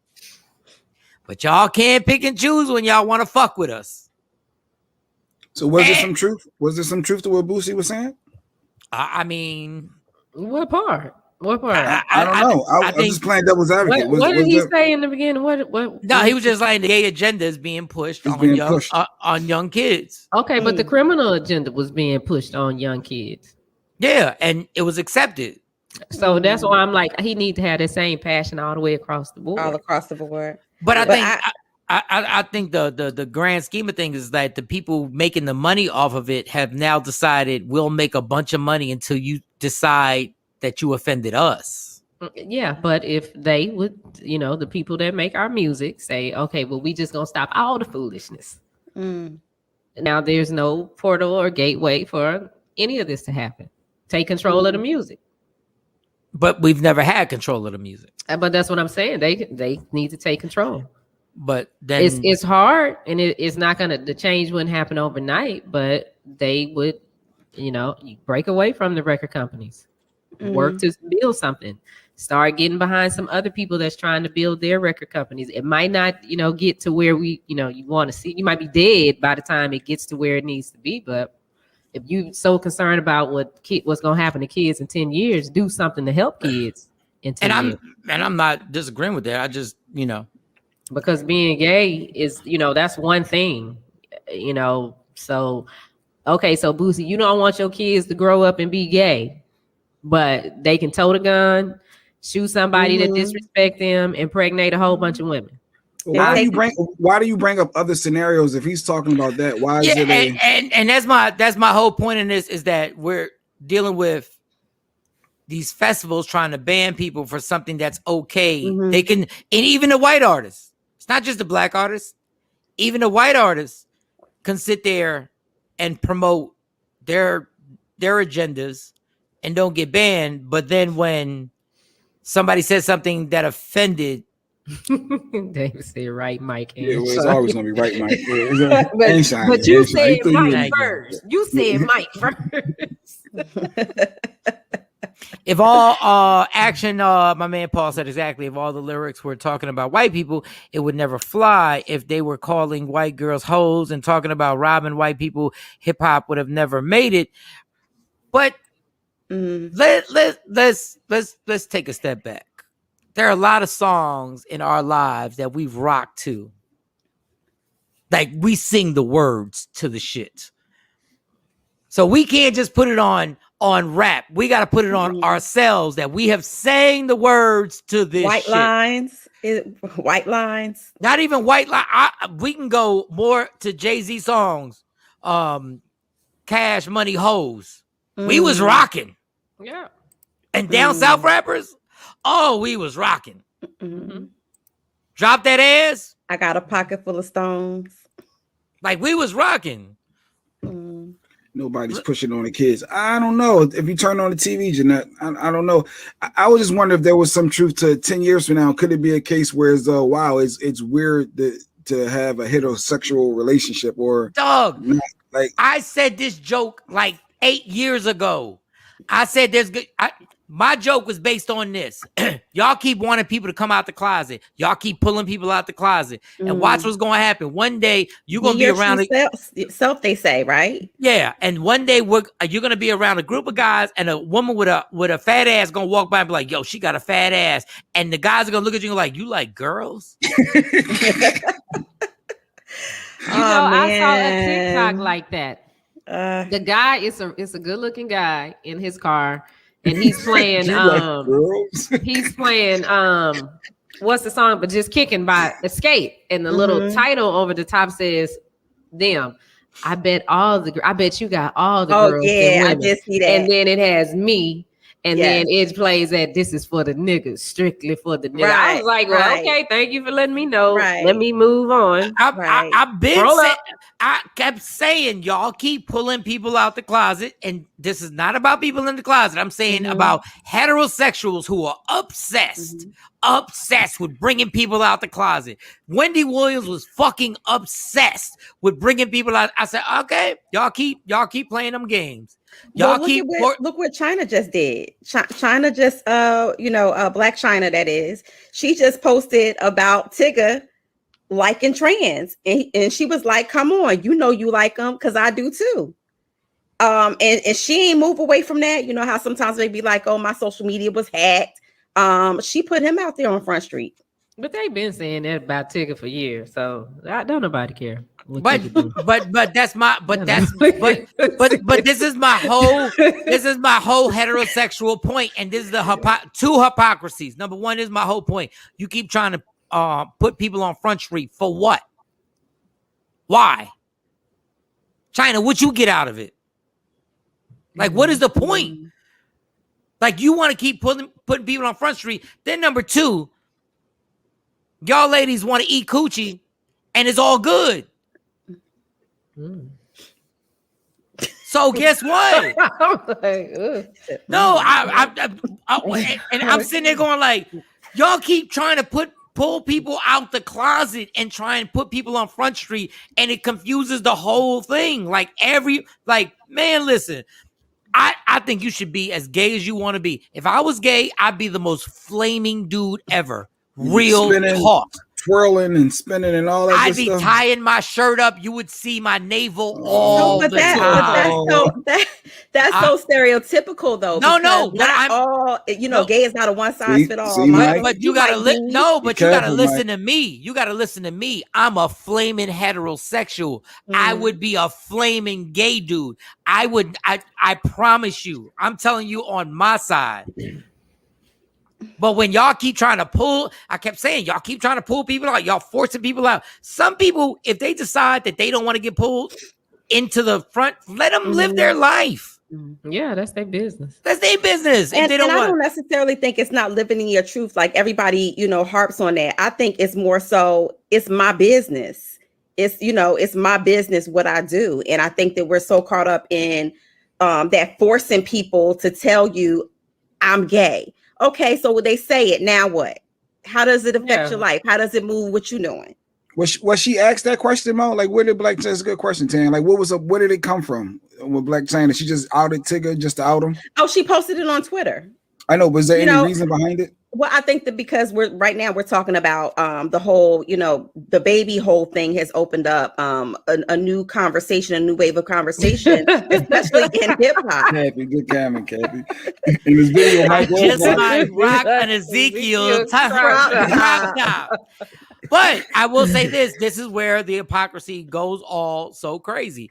Mm-hmm. We made it so hard for people just to be gay. Mm-hmm. This is where heterosexuals, when we say, oh, they're pushing this on everybody. Every time we push the sexuality of heterosexuality, it's been normal. Mm-hmm. So that's been normal to push a sexy sex scene. So, what you talking about, Mike? You flaming now. I get 90s hoes. You get the 90s hoes vibes from you, Mike. I ain't gonna lie. I can laugh all that because I'm a flaming heterosexual. But my thing is like, imagine, and I tell everybody all the time, imagine if you were a heterosexual guy in a gay-dominated world and you had to hide. If I had to hide me liking women, how crazy that would feel. Like if I had to hide the fact that I can find something pretty in any woman. Societal norms continue to fluctuate and continue to change and continue to evolve. So, where we were with this whole topic maybe 30 years ago, what you're seeing is an evolution. I wouldn't even say it's so much of a pushing topic. It's always been there. You're just seeing the evolution of it. And the flip side, what you just said, Mike, maybe that's what the LGBT community is feeling now, that they got to hide who they are and who they really like. So right now they're hiding, but they're being accepted now. But and I think this is the key. Record companies and Hollywood are pushing it. Regular gay people are just living their lives.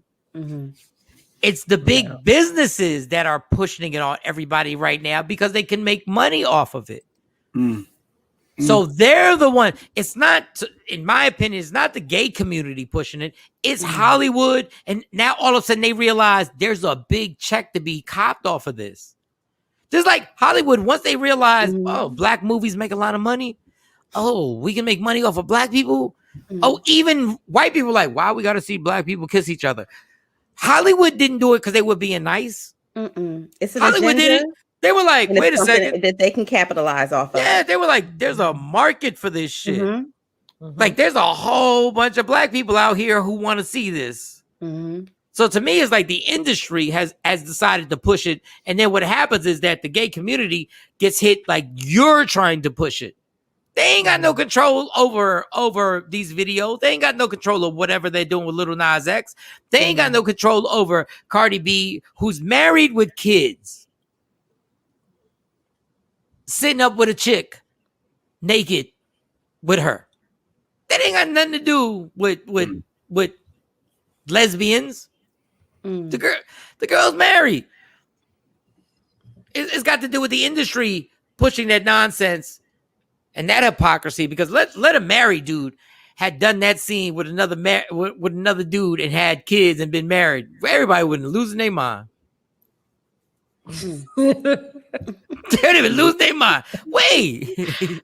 He just did him up there. He got a whole wife and some kids. Yeah, he got the whole thing. You like girls? He got a whole wife. You like girls? What kind of example is he for his son? For his son, dude. Like, what the hell? Like, what? Why is he doing that? Yeah.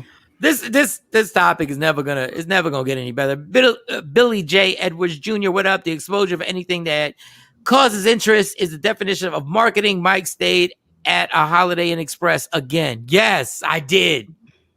And that is an amazing commercial, Holiday, that you think that is amazing. And sorry, y'all, it's so off the beat. The only real job I ever wanted to have was being in commercial marketing and advertising. I wanted to do commercials for a living.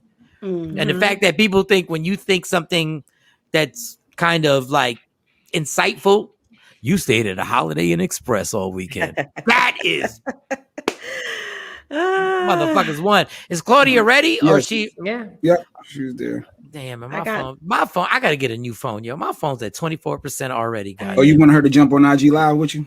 Yeah. Yeah, I got kicked off your live. I don't know. Your live don't like me for some reason. You've been on Pornhub too much. They identified it. Listen. You got caught. Listen. We identified you a Pornhub. All right, let's bring Claudia Jordan on here and let's get her popping. Ladies and gentlemen, the woman has been on. She's been on reality shows. Okay. She's hosted the reunion for reality shows. Okay. She's had a long line of industry activity. What I don't mean activity, that was bad. She's worked on Sirius XM with Jamie Foxx. She's been on The Price is Right. She's been on the pageant Miss America. She was a track star in high school, and she's fucking cool. She's just cool as shit. I was about to say, wait a minute. And we just like her. We just like her because she talks that shit. Ladies and gentlemen, Claudia Jordan. Claudia Jordan's in the building. Yes. Oh my God. I thank you for the intro. Very much. I very much do talk shit. That is my my job title, I guess. Like that's what I do. That's who I am. I'm a shit talker. Good morning, everybody. Good morning, girl. Good morning. Hey, sorry I was late. I was tired as fuck. I was up late watching the Olympics and I'm tired. Sorry. I was too. And I told Jay Black, he was like, well, what questions do we have for Claudia? And I was like, we got to ask her about the Olympics because Claudia was in real life, in that track life, for real. Like she was like a track star. So when you're watching the Olympics, give me your. All right, let's go with this. Wait, she was a star? Like you ran, like you were competing in outside the pin relays, like you did. Like how far? I was All American in college. But I did go to. I have to clarify. I did go to a D3 school because I got into a lot of fights my senior year of high school, so I didn't get to go to UCLA like I wanted to or Columbia. So I was D3, but we were All American. My relay team, Junior Olympics. I think I still have some records that stand in long jump back home. But I ran track for like 12 years. Nice. But I had to decide between modeling and track because anyways, I regret not going further with it. I really do. Watching the Olympics, I get super sentimental. I cry when I watch them run. Like I'm so happy. I know that feeling. You do the same thing I do when I watch Kevin Hart. I cry too. I get it. But yeah.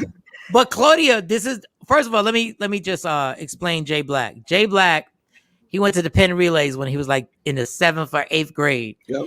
And then after that, he started stealing cars. So he believes, and that's why he's trying to verify your career. And I tried to say, this is why he was trying. Was she really in the track? Is she really a track star? Yes, well, yes, she really was. Jay Black, you stole cars, Jay Black? Oh. I went through a phase as a teenager, Claudia. You get with the wrong crowd. You get with the wrong crowd, and you pick up bad behaviors, and you see fast money, and you think that's the road to go, and then you learn. You hit 18, you become adult. No, Claudia. I love when you try to downplay Grand Theft Auto because I dated this guy.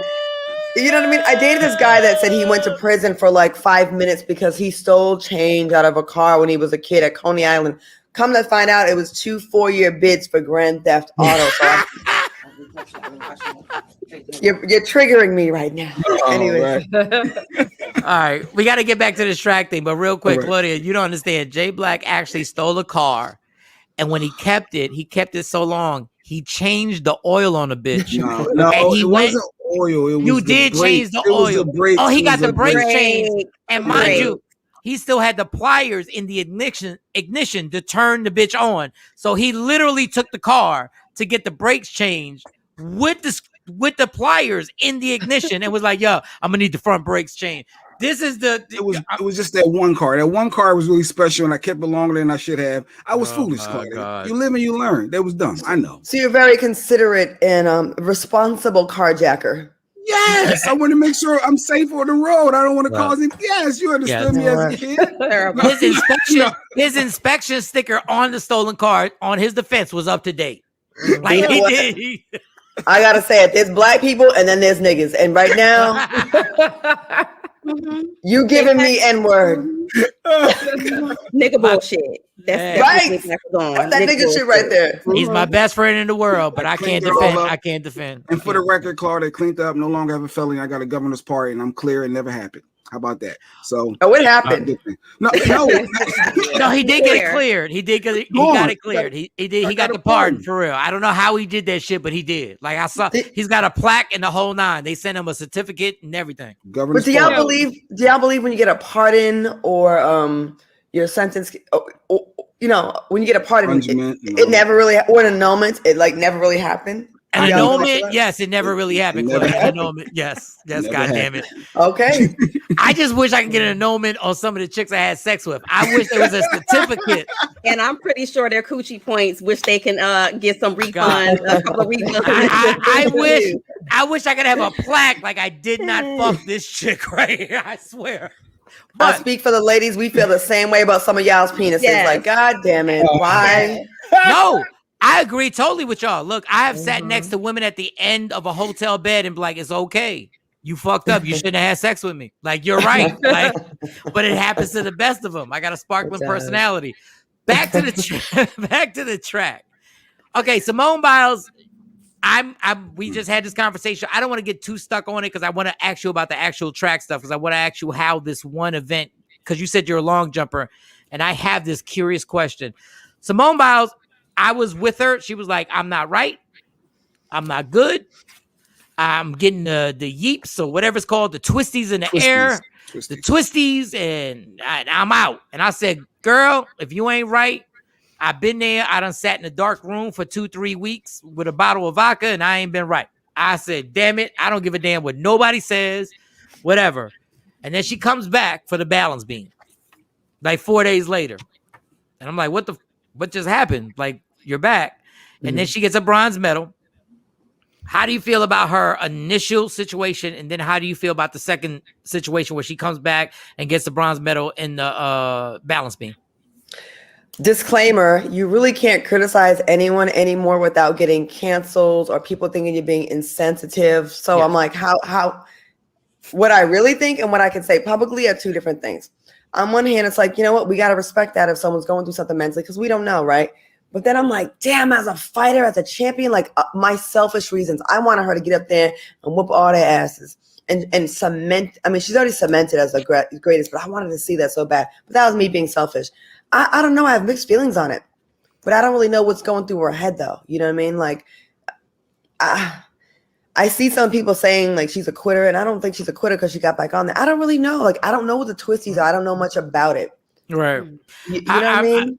I feel that we're now down this slippery slope that we've now opened up where countries, governments, I'm off the subject now. Governments normally censor their people. They tried to censor their people. And now we in America have now begun to censor ourselves. Yes. So now Claudia she has to say what she can say, not what she really feels. Because you pussies have sat out there and tried to cancel people simply for exercising a right that people died for. And now all of a sudden we can't actually say, well, I kind of think this because we can't, because Claudia Jordan, this clip will go out. And next thing you know, they will put her in front of everybody and they say, cancel this chick, cancel this chick. And all you believe she said that. And I'm like, I don't know where we're going with this because we're censoring ourselves. Like the U.S. Go ahead, Claudia. Go ahead. Well, they won't put the whole conversation out so you can get the full context of. You can be understanding about someone's situation, but still have an opinion on it. They won't put that whole bit. They'll put the 10 seconds that can be a headline. Motherfuckers is lazy now. They don't read books. They read the headlines. They don't read books. They read the titles. They just go by what I heard. Nobody reads the article underneath because it takes too long. And people, it's a TikTok era now. We got 15, 20 seconds. That's about it. No one's gonna like do a deeper dive into what you really said in its full context. And that's why we can't have comedy like we used to. We can't have people that are fearless in what they say. We can be fearless, but then you also will be unemployed, or everyone's so bandwagony. Everyone goes and checks Twitter to see what's trending. And then they go, that's what I think too. Or I'm gonna just get on top of that. And I think it's fucking bullshit and it's whack. We can't even have a critical conversation about anything. And this isn't about Simone Biles. This is about everybody. We can't talk about, we can't even mention anything about the LGBT community. We can't say, I like Beyonce's hair darker than lighter, or you are coming for the queen. You can't say, I like this Cardi song because that means you're coming for Nicki. It's unbelievably frustrating how far we've come now. I started in radio, on satellite radio with Jamie Foxx, where we had complete freedom. And the stuff we said then, we would never be able to say now. And guess what? We had entertainment back then. We got watered down shit now. You can't give your opinion on anything. You can't have a cool ass debate now without it being like career ending. And it's freaking frustrating, honestly. Hey, Mike, are you going to add Claudia to your IG? Because they can't hear. They can't hear. Oh, let me, okay. Let me get on there. I'm going to get, I'm going to send you an invite. Thank you, Shawnee. Send you an invite right now. Do y'all feel me on that? How do y'all feel about that? Tell you, I agree 100%. I watched your show the other day with Al and the other guy. I can't remember his name. Yes. And he went off so bad. Turn your volume down, Claudia. Sorry. And he had to come back and apologize. And I was like, oh, I hate that he had to apologize. Because he just, expressed what he wanted to express about the baby. I will say this to clarify, no one made him apologize. And he wasn't apologizing for his opinion on the baby. He was only apologizing for the part where he dragged in our boss's name and legal. He was like, I don't give a shit if they and he felt like that was wrong because they had nothing to do with the conversation. But then he came back and he said, but I stand on everything I said. But I feel what you're saying though. You know what I mean? Like, and I just and we said this earlier, so I'm going to repeat myself because you're on the show now. It kills me how y'all want to capitalize on hip hop. Y'all want to capitalize, and y'all let's be 100% real right now. I'm from the Bronx. I was around when the first fucking hip hop song, I'm gonna date myself. I was around when the first break beats were getting scratched. I was around when cats was rapping real basic. I was there. I was a kid, but I was there. Y'all can't jump into an ignorant culture and then get mad when we're inappropriate. Y'all down with all the inappropriate shit that goes down in hip hop. Y'all down with the bitches, the hoes, the drugs, the killings, the I put my dick in your mouth and I got a threesome. And then all of a sudden y'all go, wait a minute. What you say about that? No, you got to take the whole genre. And it's like, and I keep looking and I think it's hilarious that it's all good when somebody has got a chick bent over who happens to be black on a stage and is getting water poured on them and the whole nine. It's all good then. Then all of a sudden, this ain't even part of his song. This is in between the songs. He just happens to mention something to get the crowd hype and y'all go, whoa, whoa, whoa, whoa. When did you get that ignorant? Bitch, I've been ignorant. You didn't hear me about 2 bitches ago, 2 hoes ago. I've been this dude. Like the music has been that. And then I go like, it's just so fun. It never stops. Once a culture gets taken over, white people will pick and choose what they want from the culture. And then they will dissect it. And then they will shit on the parts that they don't want. And it just never ends. And I don't even have an answer because we never own the culture. We lost the culture 15 years ago. We lost hip hop 15 years ago. Even more than that. Like we lost that a long time ago. So then it goes back to whatever comments that we have. And once again, if Claudia can't say what she wants to say, because guess what? Y'all gonna sit on there on that little cell phone and y'all gonna start clicking and y'all gonna start captioning and reposting. And then next thing you know, they're gonna be like, I need Claudia off of Fox Soul. Right. What the fuck are you talking about? Cancel her. We gonna cancel her.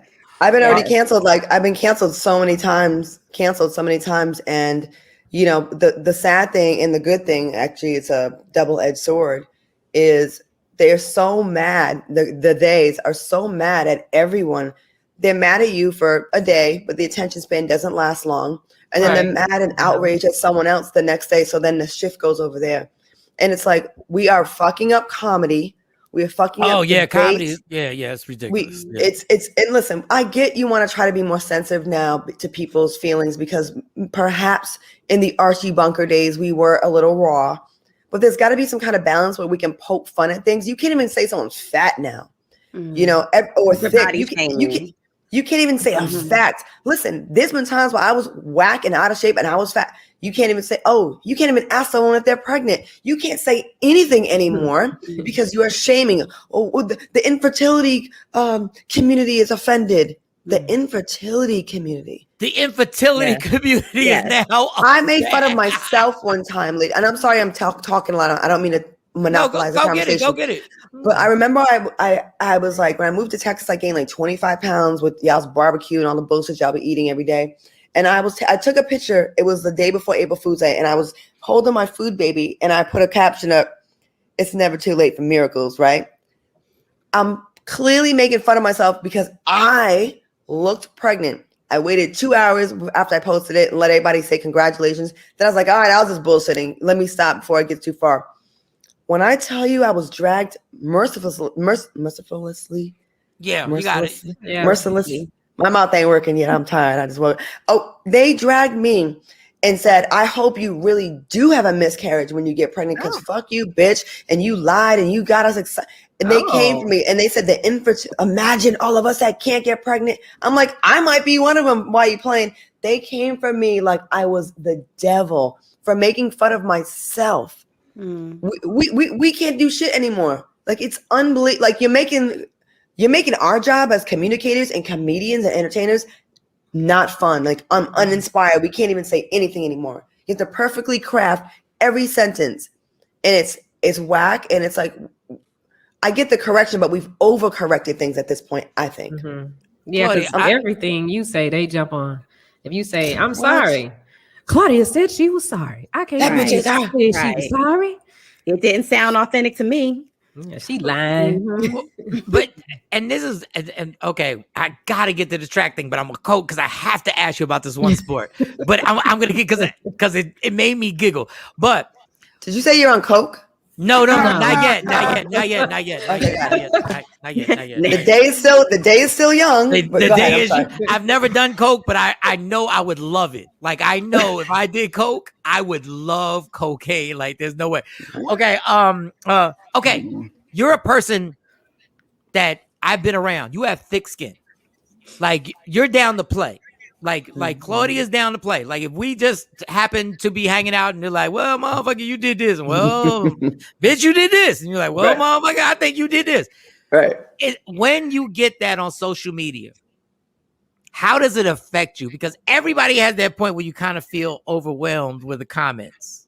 Like, how do you deal with that? And do you ever get to the point where you're like, you kind of like get like insecure, like, fuck, like this is a bit too much?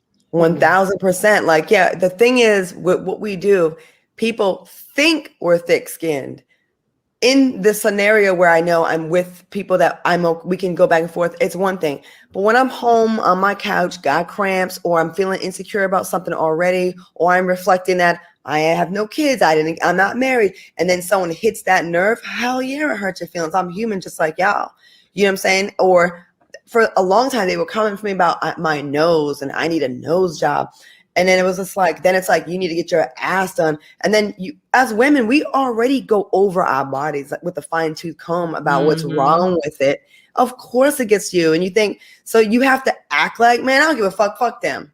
Or sometimes, or I would go and take their picture and blow it up and put it next to like, you know, a Smurf or whatever they look like. Then I'm shaming them because I'm not allowed to clap back at them the way they can come from me. So yeah, it affects me for sure, but not as bad as it used to. But now, you know. What was the worst? What was the worst one that affected you that really like you really had to settle down and be like, God damn, or maybe you had to call somebody and be like, this is getting a little out of control. Like, I didn't know that it was going to get this deep. So when I got on reality TV, it was a whole nother level of fans and negative and positive. I never really had negative comments on my social media page, maybe once every month or two. When I got on reality TV, it was nonstop. They dig up any and everything to use against you. And sometimes it's your co-host, your co-stars, and sometimes it's an ex-boyfriend or ex-husband that's angry to see you shining. So I remember I hosted a comedy show, and I've spoken about this so many times, but it still has not been cleared up. I hosted a comedy show. I told a joke about my horrible dating choices and how I dated a man that was a struggling actor, and he tried to get a part as an extra monkey on Planet of the Apes. I'm sorry. Now, as a Black person in America, I didn't think it was a good idea because I felt like you're damned if you do, if you get the part, you're damned if you don't. Like, you know what I'm saying? So anyways, so I told a story, and this is what got me my role on Jamie Foxx show. I told him a story. He's like, nigga, you got to be here every day. So I told the story. It works with all my friends. Like the reaction y'all had, they was dying. So he went to the audition. He tried to, you know, his career was in a slump, and he's like, I got to audition tomorrow. I'm like, all right, babe, go get it. I'm trying to support my Black man. You know what I mean? So before he goes, I go, oh, by the way, that's still funny. You go and you be the best ape you can be. I said, by the way, what movie is it? And he said, Planet of the Apes. And I go, oh, okay. He goes, but it's gonna be like 3 months of work. I'm gonna make money. I'm gonna get a bump to be in the costumes, a 8 bump. I don't know. So anyway, hey, Claudia, before you continue, I would have done it. If I got the part, I would have done it. Goddamn, 3 months. I'm sure it was a nice little check that was going on. Go ahead. But he was already in a place where like I was starting to get like everything was starting to go right for me and everything was going wrong for him. So it was already sensitive in the house. Like if we went bowling, I get a 10, he get a 9. You know what I'm saying? So anyways, I was like, you know, working. So he went for the audition, and I'm like, he got it. He's 6'3", 220, Black. Like for sure he's gonna get it, right? Because I said that on stage, they clipped that, and now I call Black women monkeys, and I'm a colorist. And I'm like, anyone that knows me knows I am the most pro-Black militant. Like, don't fuck around with that. I'm an anti-Stacey Dasher. I'm anti-Coons. I'm anti that. So that hurt me the most because I fight the most for Black women. So they mixed that with like the Housewives of Atlanta really wanted the storyline to be, they want to talk about me being biracial. I don't think I'm biracial though. Like my mom will be like, can you say you're Italian too sometimes? I'm like, I ain't Italian. I ain't white. I'm Black. You know, like it's to the point where like, I'm fucking damned if I do. If I acknowledge my mom, I want to be white and I have self-hate. If I don't acknowledge my mom, I'm in denial and I can't sit with y'all. I'm not Black and you're biracial. And it's very hurtful to tell someone that loves being Black, loves the Black community, that they are a colorist or that I'm not Black enough. It hurt to this day. Like it really makes me want to cry because it's like, I hate being misunderstood. And that's something that resonated for some reason. And people wanted to really buy that about me. And then they look through everything I say through that lens. So in my mind, I've lived my life as a Black woman, not as a mixed woman, but as a Black woman. And so when I hear when I say these things, I say jokes the way I think how we all talk amongst us. But when I say it, it's just not taken the same. Yeah, because when they look at you, they treat you like a Black woman. They don't treat you like, oh, she mixed, her mama Italian, so we gonna, give her a pass. No, they treat you like that's a Black woman. Let me turn these lights down because I'm looking very Puerto Rican right now. I need to. No, but it's all good because my mom is my Exactly. mom is watching and I'm Puerto Rican, so my mom loves what you look like right now. She's like, I knew the whole time, papi. I knew the whole time. I knew that Claudia Jordan. I knew. It's that's been unfortunate. That's probably the thing that hurt me the most. And I know where it came from. When I went on Housewives of Atlanta, an ex of mine started sending me messages from like one of those Yahoo numbers saying, I'm gonna ruin you with your own words. And my laptop got stolen out of my car and I hired a private investigator. And they said, your ex was in town when this happened. And then I heard it, my laptop was being like, people were like making anyways, there was a video from that comedy show. And all of a sudden it became an issue 5 years after I did it. And like it came back to haunt me. And I'm like, the joke, first of all, you're taking away from my comedic genius. That shit was funny as fuck. That's hilarious. I love it. Claim it, girl. Claim that shit. You're taking away from my comedic genius. You are. Go get it. I got a dry delivery. And like the fact that my man, I'm sorry, if one of y'all auditioned for Planet of the Apes and didn't get it, that's just funny to me. I'm not gonna back down from that. It's funny as fuck. No, it is. It's hilarious. It's you hilarious. Can't even be a monkey. You can't get a monkey. It's good enough. It's because I'm and a lot of times people don't get me. I'm making fun of the stereotypes. You know what I'm saying? Like I'm making fun of obviously, and it's like the irony is lost on them. They think I'm really being like a oh, my black man looked like a monkey. Actually, he looked like a male model. He actually was. And it's like, it was funny to me because he was such an asshole. And in the context of things, and you know, and when the movie came out like a year later, me and him had broken up, and me and my friends went to the movies, and I said, I need to see this movie, this scene. There's got to be some badass monkeys in this movie. And my man, I mean, but they were some badass monkeys. They were. So there was a scene, the money shot scene, where like there's a scene where like 1 million monkeys run by, and it wasn't. He told me there was 1,000 monkeys they needed, but it was really like 1 million. There was a scene where like a whole row, they was just going and one stops and he goes and then runs off. And I'm like, that was him. That was him. That's supposed to be him. That was him. My man. That was him. The monkey was in the building. So you read your comments and then you clap back at people? Because I didn't know. I mean, some people don't even want to read all that. So you read it and then you clap back? Sometimes, yeah, when I'm bored, which is a lot lately. Have you ever seen one like where you just be like, girl, let's meet up? Like, oh, that's what you want? Like, have you ever had that feeling? What the fuck are you 15, Monique? Like, Mo, what the fuck? What are you talking about? Let's meet up. Like, what's that? She's grown. Have you ever had that feeling? Like, meet me on the corner. Like 10 years earlier. Meet me after lunch. At 3 o'clock. Well, I'm 3 o'clock. I'm 48 now, and I can barely have sex with my leg on someone's shoulder. So no, the hip hurts. But the barbs have showed up at my apartment, my high rise downtown. With they sent me pictures of a gun, like looking down the barrel, because they thought I was coming for their face. Yeah, and so I called the police, and that was the white side. I called the police, and very good. Shout to the white side. The white side has to come out every once in a while. God damn it! Yes, I've had the white side come out on me, and I ain't got no white in me. Man, listen. Sometimes I lean. I go right to Caucasian. You should call the cops. Goddamn.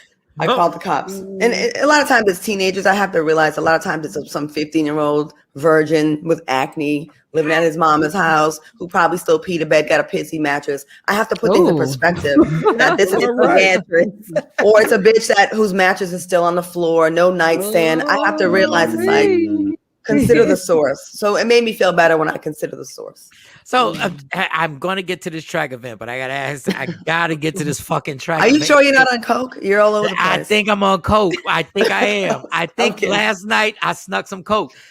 So everybody will look at you and everybody has a perception of everybody. Everybody's like, oh, your life is so good. Your life is so good. So your superpowers are, one of your superpowers are, you've just been born a beautiful woman. So you're beautiful. But how hard, what is the negative of being a beautiful woman everywhere in your job opportunities when you're just doing your job and you happen to be a pretty woman? Like, give me the negatives of how hard it is on that side. Because there's some ugly bitches making it. Let's go ahead. Well, it sounds like, I hate to sound like it's first world problems. Like, oh my God, life is so hard being cute. Because I don't see myself like that. But okay, I see you. Go ahead. Okay, well, you have men in power that want to fuck you, and if you don't fuck, or if they want to take you out to lunch or whatever, and you don't go, now you're labeled as a problem, as what happened at one of my radio jobs, and then you have to sue them, or let me tap the mic on that. I'll tap the mic on that one real quick. Or another job where the lead person was flirtatious and be like, motherfucker, you lucky you I don't shit where I eat. You my type, and I'll fuck you so good I'll make your period come early. First of all, no girl wants their period to come early. Right. It's not attractive. Yeah. And no guy really wants to make it come that night to come early. Like, we don't want that either. But when that person is very powerful in the business and then they get rid of you and then you're deemed the problem because you're not with the bullshit, I feel like you're a target. I feel like I have to kiss ass and be super agreeable and nice and not stand up for things I want to stand up for I have to pick my battles because are they already going to look, before I came to do the show in Dallas, and Michael, Shawn, you may be able to co-sign this. I heard that people thought I was going to come and be a diva and be a certain way. I'm the total opposite. I'm making lasagna, bringing it to work. Anybody want some cookies? Like, I'm making like, that's who I am. But like, I don't know why it's just this thing that, like, you just gonna be a bitch, or you're a slut. You stand next to anyone, oh, she fucking him. Like, I have not been with the entire NBA, I'm sorry, or NFL. I'm too lazy to be a hoe. But because I'm standing next to someone, I want your husband. I don't want my own sometimes. So, and Claudia, you are right, because when you came to the station, when I think I met you, it was in the kitchen. Probably, and there was a perception that I didn't care, because I was like, I don't fit in this situation either. So I was like, I saw you in the kitchen and you said that, I forget the actual joke you said, and when I looked, I said, wait, that's not the chick I thought that y'all said was supposed to be here. And then all of a sudden we had a few more conversations, and you called me a thought because I had some tight jeans on. No, sweatpants. And I thought that shit was hilarious. And I was like, once again, that's not the chick that I thought y'all said was supposed to be here and be all. And she really did bring lasagna and the whole nine. And I was like, man, this perception is crazy. And no matter how long you're in this business, sometimes you still fall for perceptions of people. You still fall for the narrative.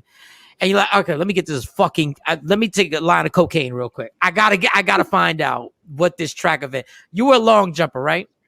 Wait, you just gonna skip over the fact that you used to wear gray sweatpants with no underwear and have your whoa. I never had no underwear. Have your dick slanging? Really? That's what we doing? Wow. If I did, it was all by mistake. Because trust me, he was drunk. He was having a hangover. That's all. If I was porno size, I would have walked in there with just briefs on. Real talk. Like I would have walked in with old school white underwear on. Ladies, isn't aren't males when they wear gray sweatpants? Isn't that the equivalent of a little thought dress? Like, they know what they're doing. It is. The dick swinging in the gray sweatpants is the classic. And she walked by me and just called me a thought and kept it moving. I said, who the fuck is you talking to? She was like, oh, you got some thought shit on today, huh? I was like, what the fuck? What the fuck is what is a triple jump? Why did they make you were a long jumper, right? Back to the track. This is bothering me. And then we'll get right back to me being a thought with gray sweatpants on. The long jump, you did that. That was your event. I've never heard anybody, they've said a lot of things about Claudia Jordan. They've never called her a long jumper, unless they were being funny. I guess that could be funny. But so you were a long jumper. Why is there a triple jump long? I don't understand the jumping 3 times before doing the long jump. Like, how was that developed? Like, it looks impossible. Like, I know I couldn't do it, but why not just do the long jump? Are those people who just couldn't do the long jump? That's what I think. I think that's, you know what? That's very deep. I think that was the beginning of the cancel culture when people babying each other, like people that couldn't do well in long jump, they created a whole nother thing so they can feel and they can get their blue ribbon too and feel included too. I think we just cracked that code. Fucking thank you. That's what I was thinking. But I'm not athletic, so I didn't want to be the one. I was like, why the fuck would you add 3 jumps to the jump? I'm like, I didn't get the whole thing. How good were you in track? Like, were you like, if you would have focused on it, do you think you could have been in the Olympics? Maybe. Long jumping, when I got out of it pretty early because I got a pretty bad injury. But before that happened, I was on pace with Jackie Joyner Kersee as far as long jumpers go. When I was comparing where she was in 9th grade, in 8th grade, where I was 2 inches ahead of her. I remember jumping 18:10 in practice. 18:10 is like next. Like she was jumping 16s in 7th and 8th grade. And I hate to sound like Al Bundy going way back like 40 years. No, I want Jay Black to hear this. I want Jay Black to hear what you were doing in the 7th and 8th grade. You go ahead. You were with Jackie Joyner Kersee. Go ahead, continue. So I was close, but then one time, me being competitive, we had states and some white boy jumped, and I was like, man, I could beat that. We were just warming up. So I didn't even warm up, and I just was like, fuck it. I just went and jumped in midair. I felt my hamstring pop. Then I landed on it, and I said, I fucked up. And I was on crutches for a while, and I could never get back to that same level ever again. Like I had to switch legs, and you can't really. If you jump off your right, just like if you right with your right hand, right, you're never gonna be as good when you try to switch to your left. So after that, I got more into like the modeling and stuff. I ran in college, but I never could get. I got off my trajectory. I was never. So yeah. Unfortunately. You were on your show and you read something. I'm all over the place, but now we're back on to the other stuff, the entertainment stuff. You read something that I thought was interesting. You had it was the T thing, the T show that you have. TGIF, yes. Yeah. Mm-hmm. And you read something that Carrie Hilson had said. Do you remember that? Do you remember what she said? Because normally we don't get that type of I don't get that type of insight from Black women because we're so divided right now. Like I can't find out what a Black woman really wants because Instagram has got me believing other shit. But then do you remember what Carrie said? Or kind of? I think it was something along the lines of not letting go. I can't remember actually. I've had so many concussions from all my reckless behavior in Vegas and falling in bathtubs, car accidents. Not the bathtub. Not the holding on to the shower curtain save. That's motherfucker. Just being drunk and I don't. Michael, Shawn, you feel me? You probably had alcohol-related injuries as well. Ain't nothing worse than waking up the next morning, you got bruises, and you like, why the fuck is my entire left arm bruised up? Right, and then you're like, and who are you? No, I'm just kidding. All day. Who are y'all? Oh, y'all. You say y'all. That's the worst when you wake up and who are y'all? And you're like, I disappointed everybody? God.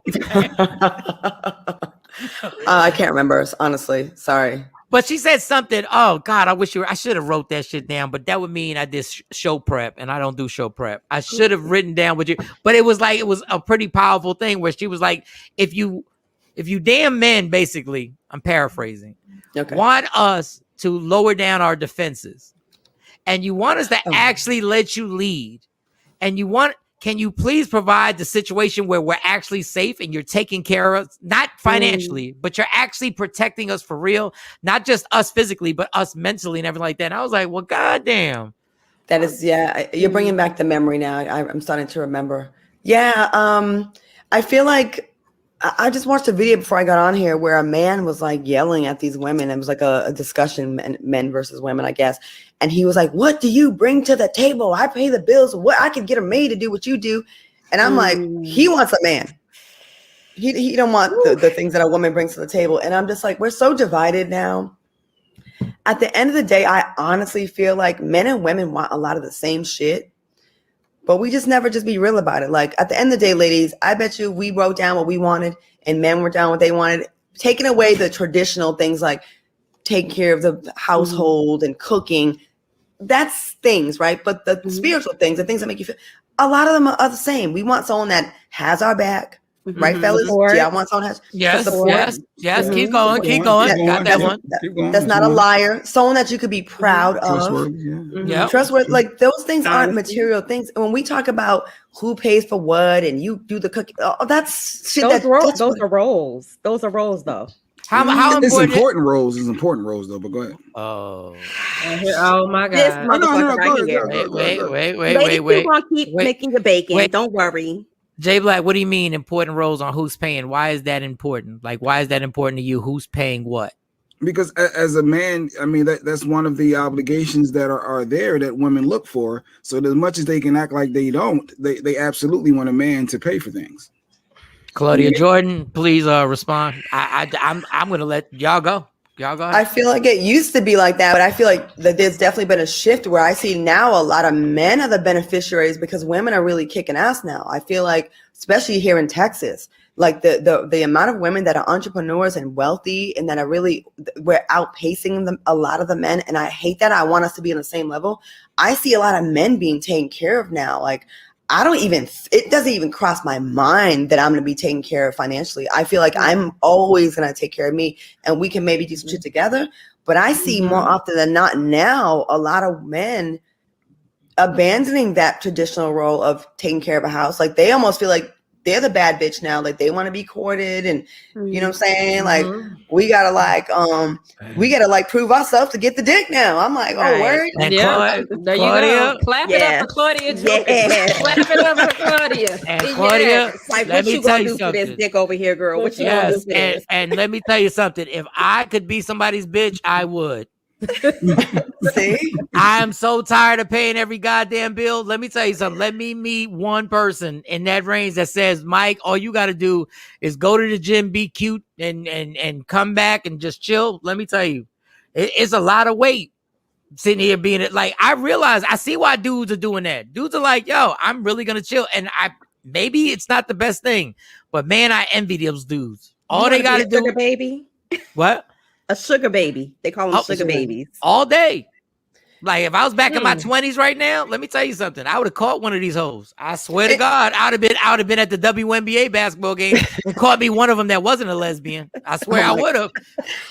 And Jay, to your point, like I do feel like being on the other side where I've actually been the one that like looked out for men or like had more money. I've been there. I've been in both situations.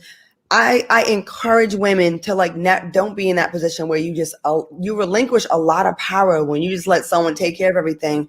And when I was with someone that was really wealthy, I felt like how wealthy? Well, Claudia, how wealthy? When you say wealthy, how wealthy are we talking? He wasn't as wealthy as I could have gotten had I had better vagina management. I should have.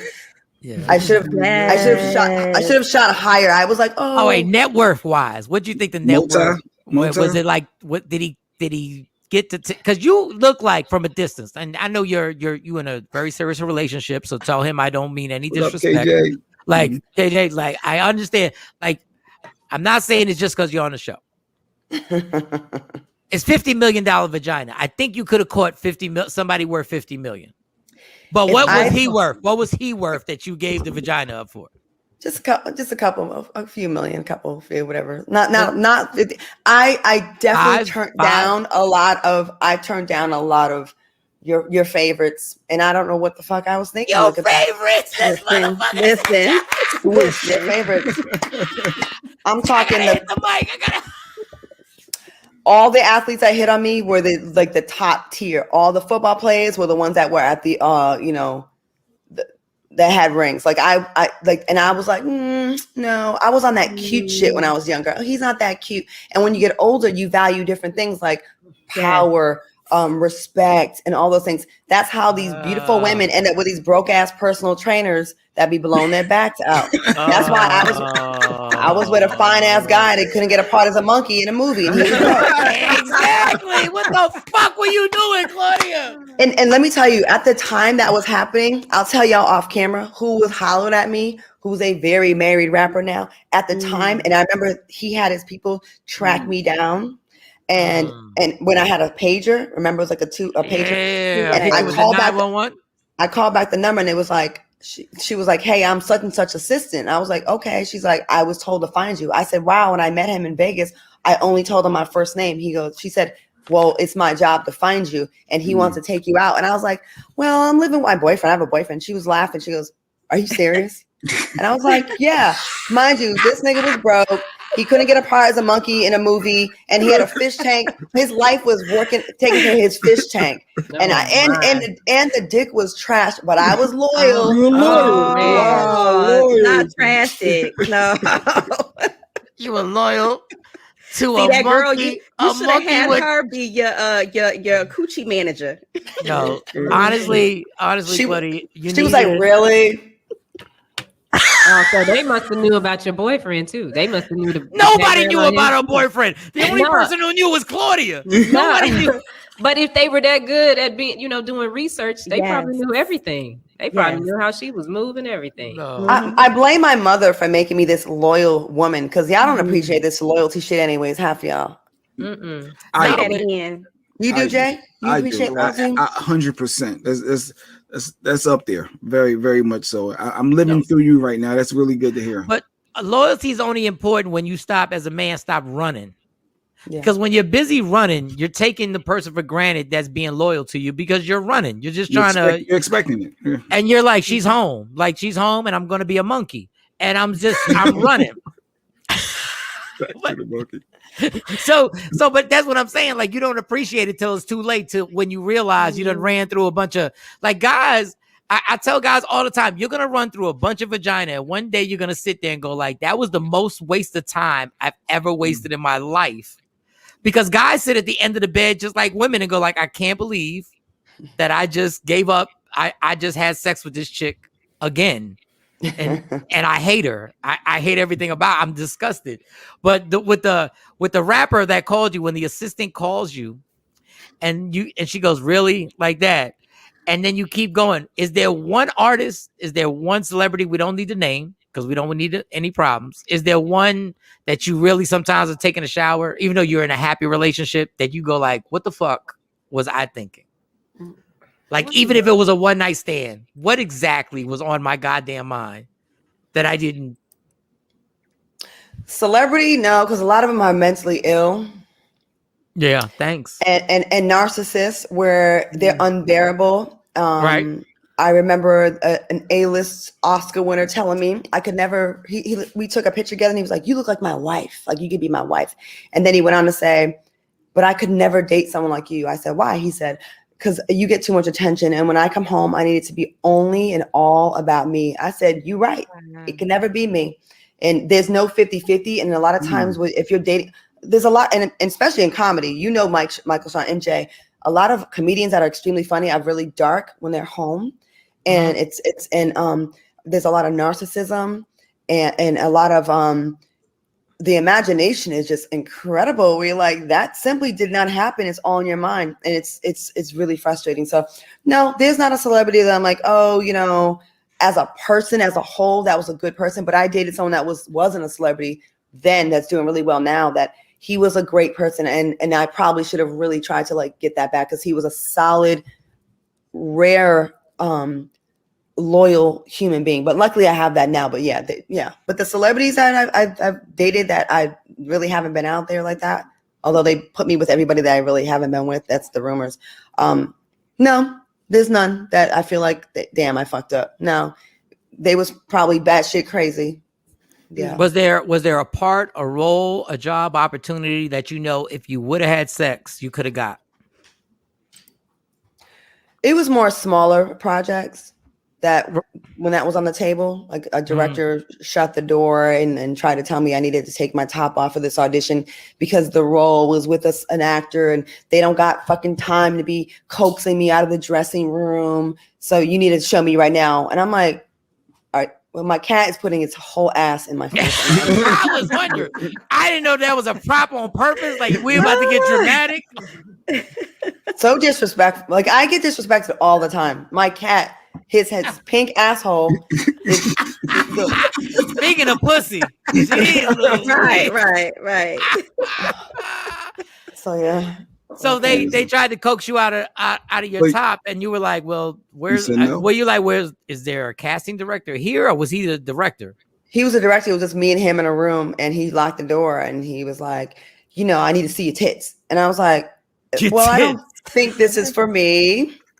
And I left, and he was like, "Oh, and he tried to do the Jedi mind trick, ladies. You know about this? Well, you're beautiful. Why? What, you embarrassed? Would you embarrass? Nigga, don't try that fucking reverse psychology 1-on-1 on me." So I didn't do it, and I never worked in any of his films. Another time, Steven Seagal, I've mentioned his name before. Ooh, there was an audition at his house, and people were like, "Well, why would you go to the house?" Well, he had auditions there before, and it was totally legit. Casting directors, it was a full production going on. So a year later, there was another audition. I went. And when I got there, it was just me, him, and his assistant, and we're waiting for other people to get there, and no one ever showed up. So he wanted to give me a tour of the house. So he's like, "Let me show you this room," and I'm like, "I didn't ask." And your house, honestly, is not all that. Like for Steven Seagal money, like you should have a way better. It was a very cluttered, modest. It wasn't shit, and he had on like the little the satin Asian kind of robe, the shit he wears in movies, and they had the hair plugs and the ponytail. So, show me. I hate y'all. Steven Seagal was the shit. Fuck y'all. Fuck y'all. And so he shows me one room, and he's like, "In this room," and he had all this little jade and all this, Far East shit in there. And I when I get nervous, my neck gets tight. So I was like doing that, and he was like, "What's wrong?" He's like, "Why don't you just lay down?" Hold up. I'm not laughing because this is disrespectful. But how can you still be rich and say the same shit to somebody that I said, like, in my 1-bedroom apartment? Your next right? Why don't you lay down? Let me give you a massage. What did you do? He was like, after he said that, what'd you do? He was like, it's just, I can, are you shy? I can close the blind. You take your shirt off. Like, don't worry about it. It's just medicine for me. Like, just lay down. And I was like, no, I'm good. He goes, I have oils that can straighten out your spine. Not now, the oils. listen, Not the oils. Well, hold up. Now, Wait. Hold on. I'm trying to invite you on my IG live because I need to take it from the oils that will straighten out your neck. Like, that is the funniest bullshit I've ever heard in my life. It said live video. And okay, here we go. Invite us. Hold up. Okay. All right. So it's Steven Seagal. We got Claudia Jordan and Steven Seagal. You're at his house for a potential audition. Yes. He's got hair plugs. The house is really cluttery. It's really not that dope. But now, when you get nervous, now this is the funniest, quirkiest shit I've ever heard in my life. When you get nervous, your neck gets tight. Yeah, it was like tense. So Steven Seagal offered to straighten out my spine with his magical oils he got from the Far East. And I said, well, I know Stephen DeGrassi. I know, rocket scientist or, medical expert. I don't know of any oils that can straighten a spine. That's just me. He insisted. So I was like, no. So he sat on the bed and he grabbed me and pulled me on the bed real hard on his lap. Oh, so now then I got was serious. Oh, shit. So then I'm like, okay. I started thinking about all the movies where he was doing that karate shit. And I was like, he gonna fuck me up. Claudia, you should have took that goddamn oil. Now he pushes you on, he pulls you and you're on the lap, and now what? So ladies, y'all probably feel me on this. I pretended I had cramps and I had my period, and I was like, you know what? I'm not feeling that good today, but let me come back in a couple days, and I got you. I was acting my ass off because inside I was like. Wow. The hair plugs for me, but yeah, the hair plugs. Hair plugs. Yeah. And I didn't like older men at the time, and he's white, and I'm just not really into all of that. So I said what I had to say to leave, and he goes, "You're not going to be acting like this when you come next time." I go, "Oh no, I just don't feel right. I need to." And he was like, "Oh, okay." Like he thought about it, like whether he's not. Oh, the door was locked, by the way. So then he unlocked the door and let me escape. So it wasn't escape. Yeah, it wasn't escape. Yes. I'm counting the steps until we get to the front door. I'm like, okay, I'm almost there. I'm almost free. And then when we got to the front door, and this was felt so disrespectful, he just slapped me on the ass. He's like, I'll see you in a few days or something like that. And I was like, okay. It was the hardest thing I had to do. And I had to play it out because I thought about it after, how would this story be received? Black girl, white man, superstars house. After hours, they're gonna say, "What were you? It's my fault. What were you doing there? What were you doing over there? Oh, you're a gold digger. You was just trying to get paid, whatever." And I got into the car and I just lost it. And I called the person that set up the audition. I said, "You fucking set me up. You set me up to, you knew. And I was just like, I couldn't even, I was like I couldn't even talk. And it was like, and to this day, it's fuck him, because I got away. And I can't imagine, I know there's a lot of women that didn't get away. And now no one listened to me. I told this story on the radio on Foxhole back in the day. And TMZ reached out to me at the point, and I just didn't feel comfortable talking about it back then. But since then, a whole bunch of women have come forward and said similar things. And you don't believe shit when it's a black woman saying it. It's almost like it's our fault, and we sluts anyways, right? When a white woman does it, now it's like, let's give her a $50 million settlement. And poor thing, you must have been so traumatized. And with us, we just supposed to be strong. So you could take it. You all right. Yeah, y'all got that black girl magic. Y'all good. Did he ever acknowledge? Did he ever acknowledge it to speak to that? He never even acknowledged it? I never talked to him ever again. Never. And that's why people think I'm bugging when I'm saying the curse of being a beautiful woman, just a woman in general, obviously. When you're in those situations, because the story starts off and you're making me laugh. Right. And then by the middle of the story, I'm like, oh shit. Like this is a norm on what goes on in Hollywood. I mean, think about how many women, like, I never really took the acting shit seriously after that, because I was like, I don't have to go through this all the time. So I'll just be a game show model, and then or a host on podcasts that don't pay nearly as much as these movies. And yes, I made a choice to not really pursue it like that. I could have, because it was like a long time ago. Who knows how far along I could have been with my career.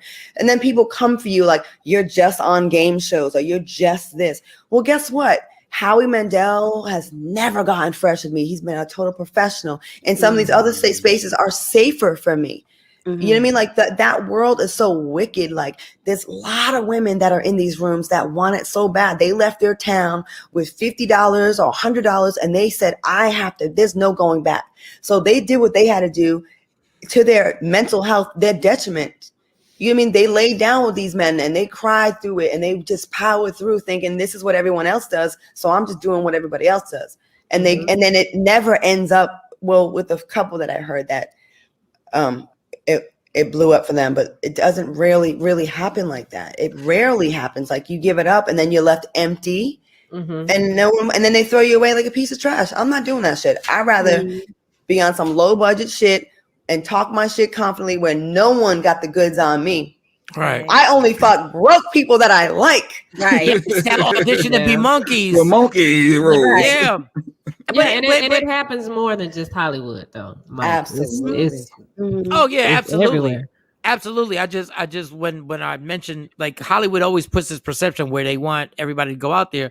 But even with Harvey Weinstein, it's just crazy. They had a compilation of how many people won awards and thanked him. And I was like, wow, this psycho dude really had the power to even have Oprah taking pictures with him. And everybody knew. Like, there are now people coming out like, we all knew what was going on. It's just the motherfucker was so powerful that he literally had like A-list superstar celebrities and actresses having to go along with the process in order to keep their career going. Mike, but look at the situation that I had in Dallas. I can't speak on it because there was a lawsuit and they settled with me, but this person still works there. This person is still getting accolades and making money off Black people. Wow. You know what I'm saying? Like, and this person, they removed the woman and not the man that's doing it. That's what happens. So when we see this happen time after time after time after time, you lose faith in the system. You lose faith in, well, you know, so you got to make a decision, you know, and a lot of times the victim loses, like the perpetrator doesn't really get punished when it's a man too many times in this business. We still like, it's better, but they still, all the people that fucked with me are still working. All of them. Not one was fired at The Price is Right, and then he ended up dying. But that's the only one that I've ever seen face consequences. I've been in this shit for 20 some years. Do you know how many times I've been in situations where one director that told me to take my top off, my friend went to audition for him, and he put the date rape drug in her water and gave her water with the top off already, and she drank it, and then she started getting dizzy. He told her to lay down, and she didn't do it. She went outside. She goes, I don't feel good. I got to get out of here. And she flagged down a police officer. They tested the water. It tested positive. This person is still working in the business, and they would think she's a hoe and that she's just trying to come up on him. So y'all don't want to believe us when we tell you what's really happening. Not y'all, But it's fucked up, I know what you're saying. And even in the circumstance that you can't speak upon because you had the lawsuit, like the story was so crazy that I was like, well, you can speak on it. Yeah. I'm like, how the fuck does this person not get fired? Like this is obvious. Like this is an obvious conflict of it's harassment. There are text messages. There's evidence all over the place, and proof was there. And it's not the first case. That part. It's not the first case. It's the first case that happened to deal with somebody who knew exactly how to handle it. It was the first case that somebody had an attorney. It was the first case that somebody had somebody that could represent them, but it wasn't the first case. But if you lower the culpability factor, right? If you lower it, then it makes the next victim story less plausible or less validated. But when the judge and jury is a white guy with two other white people in human resource, and they're willing to cut a check and then keep this person around who's still there to this day. Let me tell you, if a black man tried half the things these white men tried on a white woman in the workplace, they would be deemed a sex offender. What? They would never work again in this business. And that's just what it is. Yep. Both, the other guy that died, that worked at this company, he was doing it to women for 17 years. I was just the one brave enough or silly enough or arrogant enough or whatever you want to call it, just come forward. But like there was before me so many women that was complaining about it. You know what I mean? And it's like it just happens. And I'm sorry, I didn't mean to be a downer to your this kind of show. No. I really love what you're saying. Like I really love what you're saying. So continue. Black women out there watching it and y'all sisters on the panel, the message is constantly reinforced to us, whether it's obvious or not. Your story don't matter. It ain't as important as the others. You see all the women that are on Fox News and they had these lawsuits. When they get someone for sexual harassment, they're getting these humongous $20 million, $40 million payouts. We get told you were lucky to have this opportunity. You know what I'm saying? Yeah. It's just be thankful. Yeah. You should be thankful. You're overreacting. No, it's not like that. No, let's just sit down and talk about this. Maybe you all go home and take a nap and come back and we can start again. Claudia, I could keep you here all morning. And right. I really could. And for real, I want to thank you because when I sent you the text, you were like, yes, I'll do it. And thank you because I know you got a ton of things that's going on and you always come on the show. And I promise you I'll bother you in a few weeks to come back.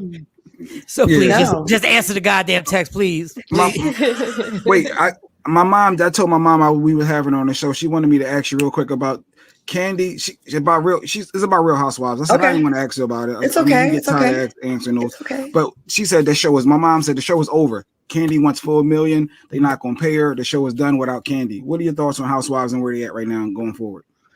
I don't know if that's true that she wants $4 million. Because I did see that on a blog. I think the problem with that show is putting random people together on a show like that is never going to be the magic that what it once was. The reason why the show worked is because the people had real and organic relationships with each other. So you cared about these girls were friends for 10 years prior to this. When you just get celebrities like, oh, let's throw in this celebrity, that has nothing to do with the cast, that is not going to be the magic. So they need to retain the people that actually rock with each other. I think Candy definitely needs to be a part of the show. I think Kenya needs to be a part. I think a lot of the original cast need to be there. You know what I'm saying? Like even people that I don't fuck with, I think even Nene. Well, she was good for the show. It's just and here we go. They'll clip this one part and say that I'm obsessed with her, even though you asked me about the question. I think that Nene, it was great for the show until you start to believe the hype too much, and then and it's a shame because I think she came so far from the beginning of that show. They were making like $5,000 a season. And she took that and really became a breakout star. And to let ego get you fucked up to fumble a $2 million bag because your attitude and you're negative and you're hard to work with and you had salt cameraman and you know, I think that it's sad to see that because we don't have a lot of opportunities where Black women can make $2 million on a reality show. So as much as people think I don't hate her. I just look at her like, damn, if I was your friend, I would have been giving you different advice. You know what I'm saying? So I do think that the show, it may have run its course. or they got to go back to the drawing board and get back what made the show magical. And maybe that is Nene. You know, maybe she'll be humbled now. I don't know, but I think the show may be coming to an end, honestly. But I pitched a show about the Dallas scene, about the and it's and y'all do have a little. Y'all got a Dallas scene. Like I ain't been around the clique. I just seen it from a distance. Y'all do got a fucking scene that's going on. Who's the squad? Who's the squad? Give me some names. Who's the squad? They got a drunken, like they get it in. These chicks get it in. My friend Isha, my friend Nikki Chu, my friend Jennifer, my friend Chan, my friend Tony. They're all bosses. They got it going on.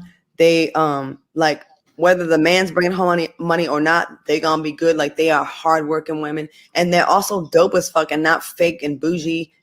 It's a good group, but I pitched it, and me and Carlos King partnered up on this. And Carlos is the one that made Housewives of Atlanta the success that it was, and he's the one that brought me on the show. So we continued. I pitch him ideas that I want to do.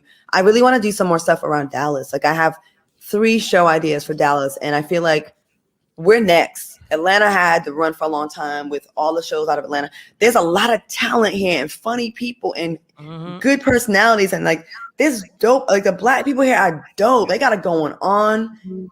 They really do. They really do. Like, shameless plug. I'm in Dallas. I'm writing down. If you need anything, I'm right here. Just holler at Mike. We need to do something. We need to do something. Like we need to like. I think Dallas has a lot of potential shows that could be here. And I like that. And the thing about you, Claudia, is when you say you're doing something, it normally happens. Claudia's like, I'm shooting a late night talk show. I'm shooting a talk show. And I'm like, okay. She's like, you're going to come through? I said, okay. And I get there. It's just a full production with cameras coming out the fucking ceiling. And I'm like, oh, shit. Like, she's doing it. Oh, the thing about the Dallas thing, if y'all did that reality show, let's say, y'all think y'all could still be friends after that, Claudia? It'll affect some friendships, I think. But this show isn't about the drama amongst each other. It's more about what's going on in your own households. Oh, so you're going to go. So y'all not going to really interact like that? Like it's not going to be a constant going. We'll still interact, but I don't want to be a part of a show where I hate going to film something because I don't like this bitch because she says so. I don't want that kind of show. We have had enough toxicity to last us a lifetime.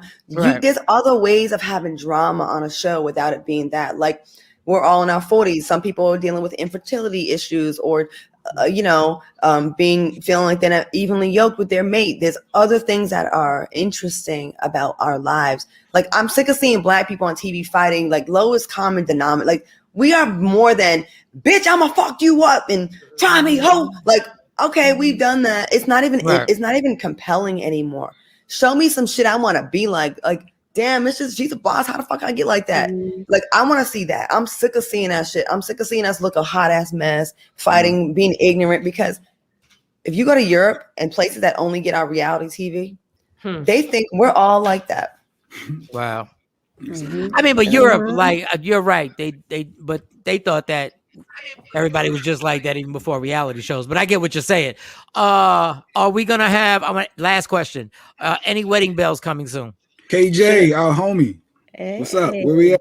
Did he propose? I mean, no. Did you propose? You could propose too, right? I would never play myself. Don't do that. Don't do that. Why is that playing yourself? Jay Black. That is playing yourself. Wait a second. Why is that playing yourself? Claudia is. Oh, I wish I had a lady. I wish I had. Let her say it. Let her hear it. If you ask a man to marry you, a lot of times I think a man will say yes to us because they don't want to hurt our feelings or embarrass us.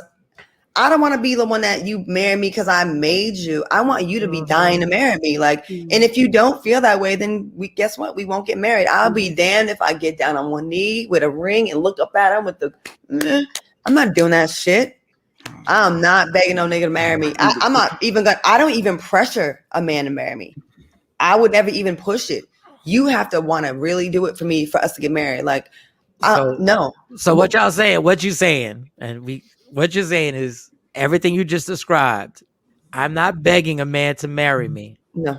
What you're saying is that's what we've been doing our entire lives is begging women to marry us. That's what you're saying. No. You just said I'm not doing. You just said doing the same exact thing a man does makes you feel that you're. And Claudia, I'm not saying to propose in any fucking way. I'm just putting it in any way. I'm not saying to ever get on a knee. I'm just saying when you describe the same action that we've done our entire lives and then say that's begging, then what you're saying is that action is us begging our entire lives for you to marry us. No, I'm going back to what Jay said earlier about about roles. That is a man, that to me, I believe in some traditional roles. That's a man's role. So when I'm stepping outside of my feminine role and doing what you're doing, it comes off as begging. When y'all do it, it's setting the tone. Like, I feel like it'll never work if a woman is like twisting some man's arm to marry her. And I don't think I think men for the most part know that we are conditioned since we're little to want to get married. So most likely the answer is going to be yes. Y'all are not. So for us to get married, you have to really want to do it or it's not going to happen. That's how I feel. I'm sorry, but I don't think y'all are begging us when y'all do it. I think you know what I mean? I just think women pick and choose what traditional roles they want. Right. And it's always women. Always, I'm an independent woman. I can do whatever a man can do. It. Not this one. I can do it. But if you're not ready, But once again, if you ask me to marry, if somebody asked me to marry me and I was like, oh shit, I do want to marry you, I wouldn't think she was begging. Like I wouldn't perceive her as matter of fact, there's certain women in this world that if they would have done it, would have probably changed my life. So I just think the perception of that's a masculine thing to do and traditional. And then if men say, well, that's a feminine thing to do, I'm not doing that. Then that's when y'all call us cavemen. When we stay with exactly. Thank you, Claudia. Thank you for just being honest with it. Thank you for just being honest with it. Y'all are cavemen. It's the contradiction. Like all of a sudden, I don't want to do that because that's the feminine thing to do, and I'm not with that. I'm not doing that. They're like, you're a caveman. You haven't evolved. You haven't evolved. You said earlier that women, pick and choose what traditional roles that we want to embrace. I'm gonna challenge you and say men do that shit too, because y'all want us to cook and clean and have your meal ready and give you head 3 times a week and have sex. But then you want to back up off them traditional values when we talk about you paying them goddamn bills. Now it's like, well, aren't you an independent woman? Which one is it? I can cook and clean and do all that shit and then sit on my ass. I can be pretty in my job. It can be just to be beautiful and sexy for you if I don't have to worry about no bills. If I got to worry about bills, you might get stubble on my legs. You might get an eyebrow that ain't arched. You might get some weak ass, unenthusiastic head when I feel like it, because I have to still work. Now, if you take care of all that shit, I can relax and I can have time to be on Fashion Nova or Victoria's Secret websites and buy lingerie for your black ass. Don't you say make that. me if I gotta work. But don't say that, because when we do make the money and we do have you in that situation and we go like, I'm making all the money, we're looked at cavemen then too. You just because you taking care of her, you think you deserve to get head 3 times a day and she should cook and clean with you in the 60s? I believe you do. If someone pays all my bills, you deserve all of that. You do. Oh, maybe not. I ain't gonna argue with that. Because that would be my job. If I'm not bringing anything else to the table except being a sexy partner, and I know what it is, but you can't just be paying the minimum. We ain't living in no goddamn apartment. We balling out of control. You gotta get all that. Hey, I'm with you on that. I'm clapping up for that. That's some fair shit right there. Ladies, if you had a man that took care of everything financially, where you don't have to do anything, would you mind like being the woman that just, your job is to be pretty and give him sex all the time? Would you mind that? It would be whatever you like. Whatever you like. Whatever you like. Really? You want me to bark like a dog? Yeah. I ain't got to worry about nothing. It's all taken care of. Hold on, let me write this down. That shit is sexy, y'all. It's sexy. Now, of course, it's gonna get annoying sometimes. And ladies, we have to be honest. We might be sick of it, but we gotta kind of, if that's what you sign up for, you're gonna have to put the game face on. Yes. I like but if you want an equal partner, fellas, financially, then you don't get to, it's not at your beck and call. It's when I feel like it too, because we're 50-50. Right. I totally agree with that too. Which I'd rather be like that, actually. Gotcha. Claudia Jordan, you've been amazing. Thank I know. you. Yeah. You've been amazing. They kept asking about the house flipping. Is it ready? Yes or no, real quick. You done house It's, flipping? it's ready. It's ready. It's in South Dallas. It's listed for $245. If anybody wants to make an offer on it, it's fully renovated, custom cabinets, granite countertops, tile. I put a lot of sweat equity in it myself. Like I like to get down and dirty. Like I'm painting walls myself and really hands on with it. So we had the next one. As soon as we sell this one, we can get into the next one. All right, perfect. That's me and my. Well, can I connect with you after this? Because we have another guest that's been sitting there. Yeah, I'm so sorry, Dave Anderson. Dave Anderson, I'm so sorry that I talked a lot. I don't want to keep dragging it out. But is that okay if I connect with you through Mike? Yeah, he can give you my number. No the last two things. Thank you for always being a friend of mine. Why do you always that's it. No, that's it. Why do you always do I'm saying thank you to her for being your friend. Like there's a lot of people that aren't real true friends, and I think I like how she rock with you. So thank you for being Mike's true friend. And lastly, I need my follow on IG, and that's it.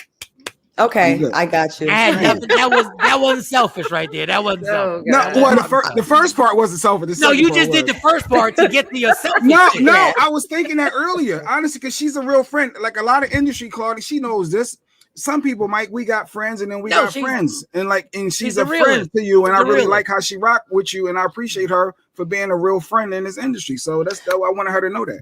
And if I didn't know, go ahead. If I didn't know she was this cool, I would have bought her more breakfast when we worked in the station. And I would have taken it. Real quick before we go, Mike was very, very sweet and a good person. I could tell right away that he was a good human being.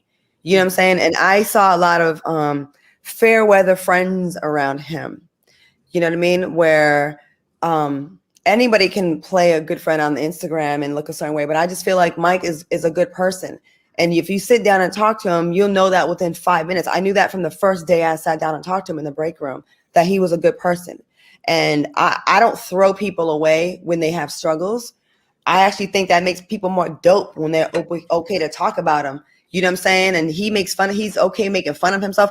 I'll always try to plug Mike in any projects I got going on. I actually have a play coming up October 9th in Dallas. And I actually asked him I was like, I need y'all to give him a role in this play. She did. So, yeah. So, all right, Mike, you ain't even told me that. See? Oh my God, rolling out. Yeah. She said, "You ask and you shall receive." It was just that simple. Like Claudia is the truth. Yep. Before we go, and I'm sorry, Dave. I know he's like, this bitch keep talking in my time.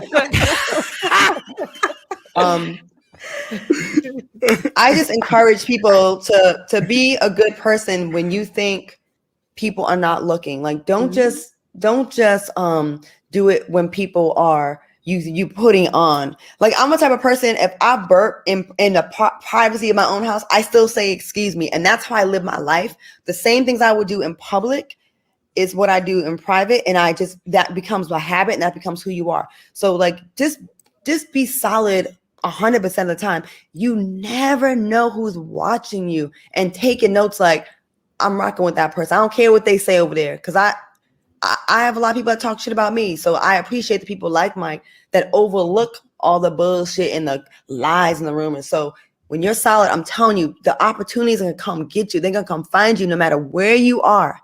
They're going to come find you, and you're going to get what you deserve. I promise y'all that. So we could just all be good people moving forward, and not just when the cameras are on us for the gram. And that's all I got to say about that. So, yeah. Well, thank you again, Claudia. There was something. Oh, Claudia, the guy we're about to interview, that you take. He hates me right now. No, he hates you. But he's from Philly, and he interviewed Bill Cosby and his attorney. And they have like 150 pages of what the deposition what he really said in the deposition, and what the victims really said. And we're gonna interview. So I thought you would be interested in that, because I'll watch it. Yeah, I thought you'd be interested. So he's coming on. Thank you again, Claudia. I will be calling you. Yes, she did get me a part in a play in October. We'll have auditions. And then she was like, and then Claudia turned into my manager on a conference call and said, well, are we saying this can be a reoccurring role? I was just happy that I was in the first. And I was like, reoccurring? What the fuck are y'all talking about? Wait. It's actually going to be 2 shows on that same day. We're going to do a daytime show and a nighttime show. So.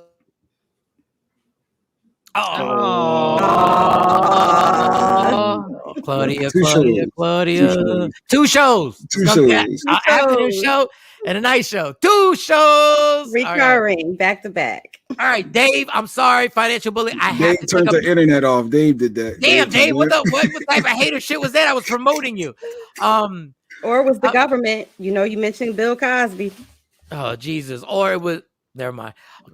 Give me 3 minutes. I'm taking a black and mild break. We come right back with David Anderson. Thank you, Dave. 2 minutes. Oh, God. Jay, what the fuck? It's like we're a gay couple. Like, how you trying to puff and get back on the show is going to run long today. Oh, yeah. Okay. No, you're right. Oh, you're absolutely right. I'm doing it fast, quick and fast. Michael Shawn and the Takeover Legends. Thank you, Claudia Jordan. Yeah.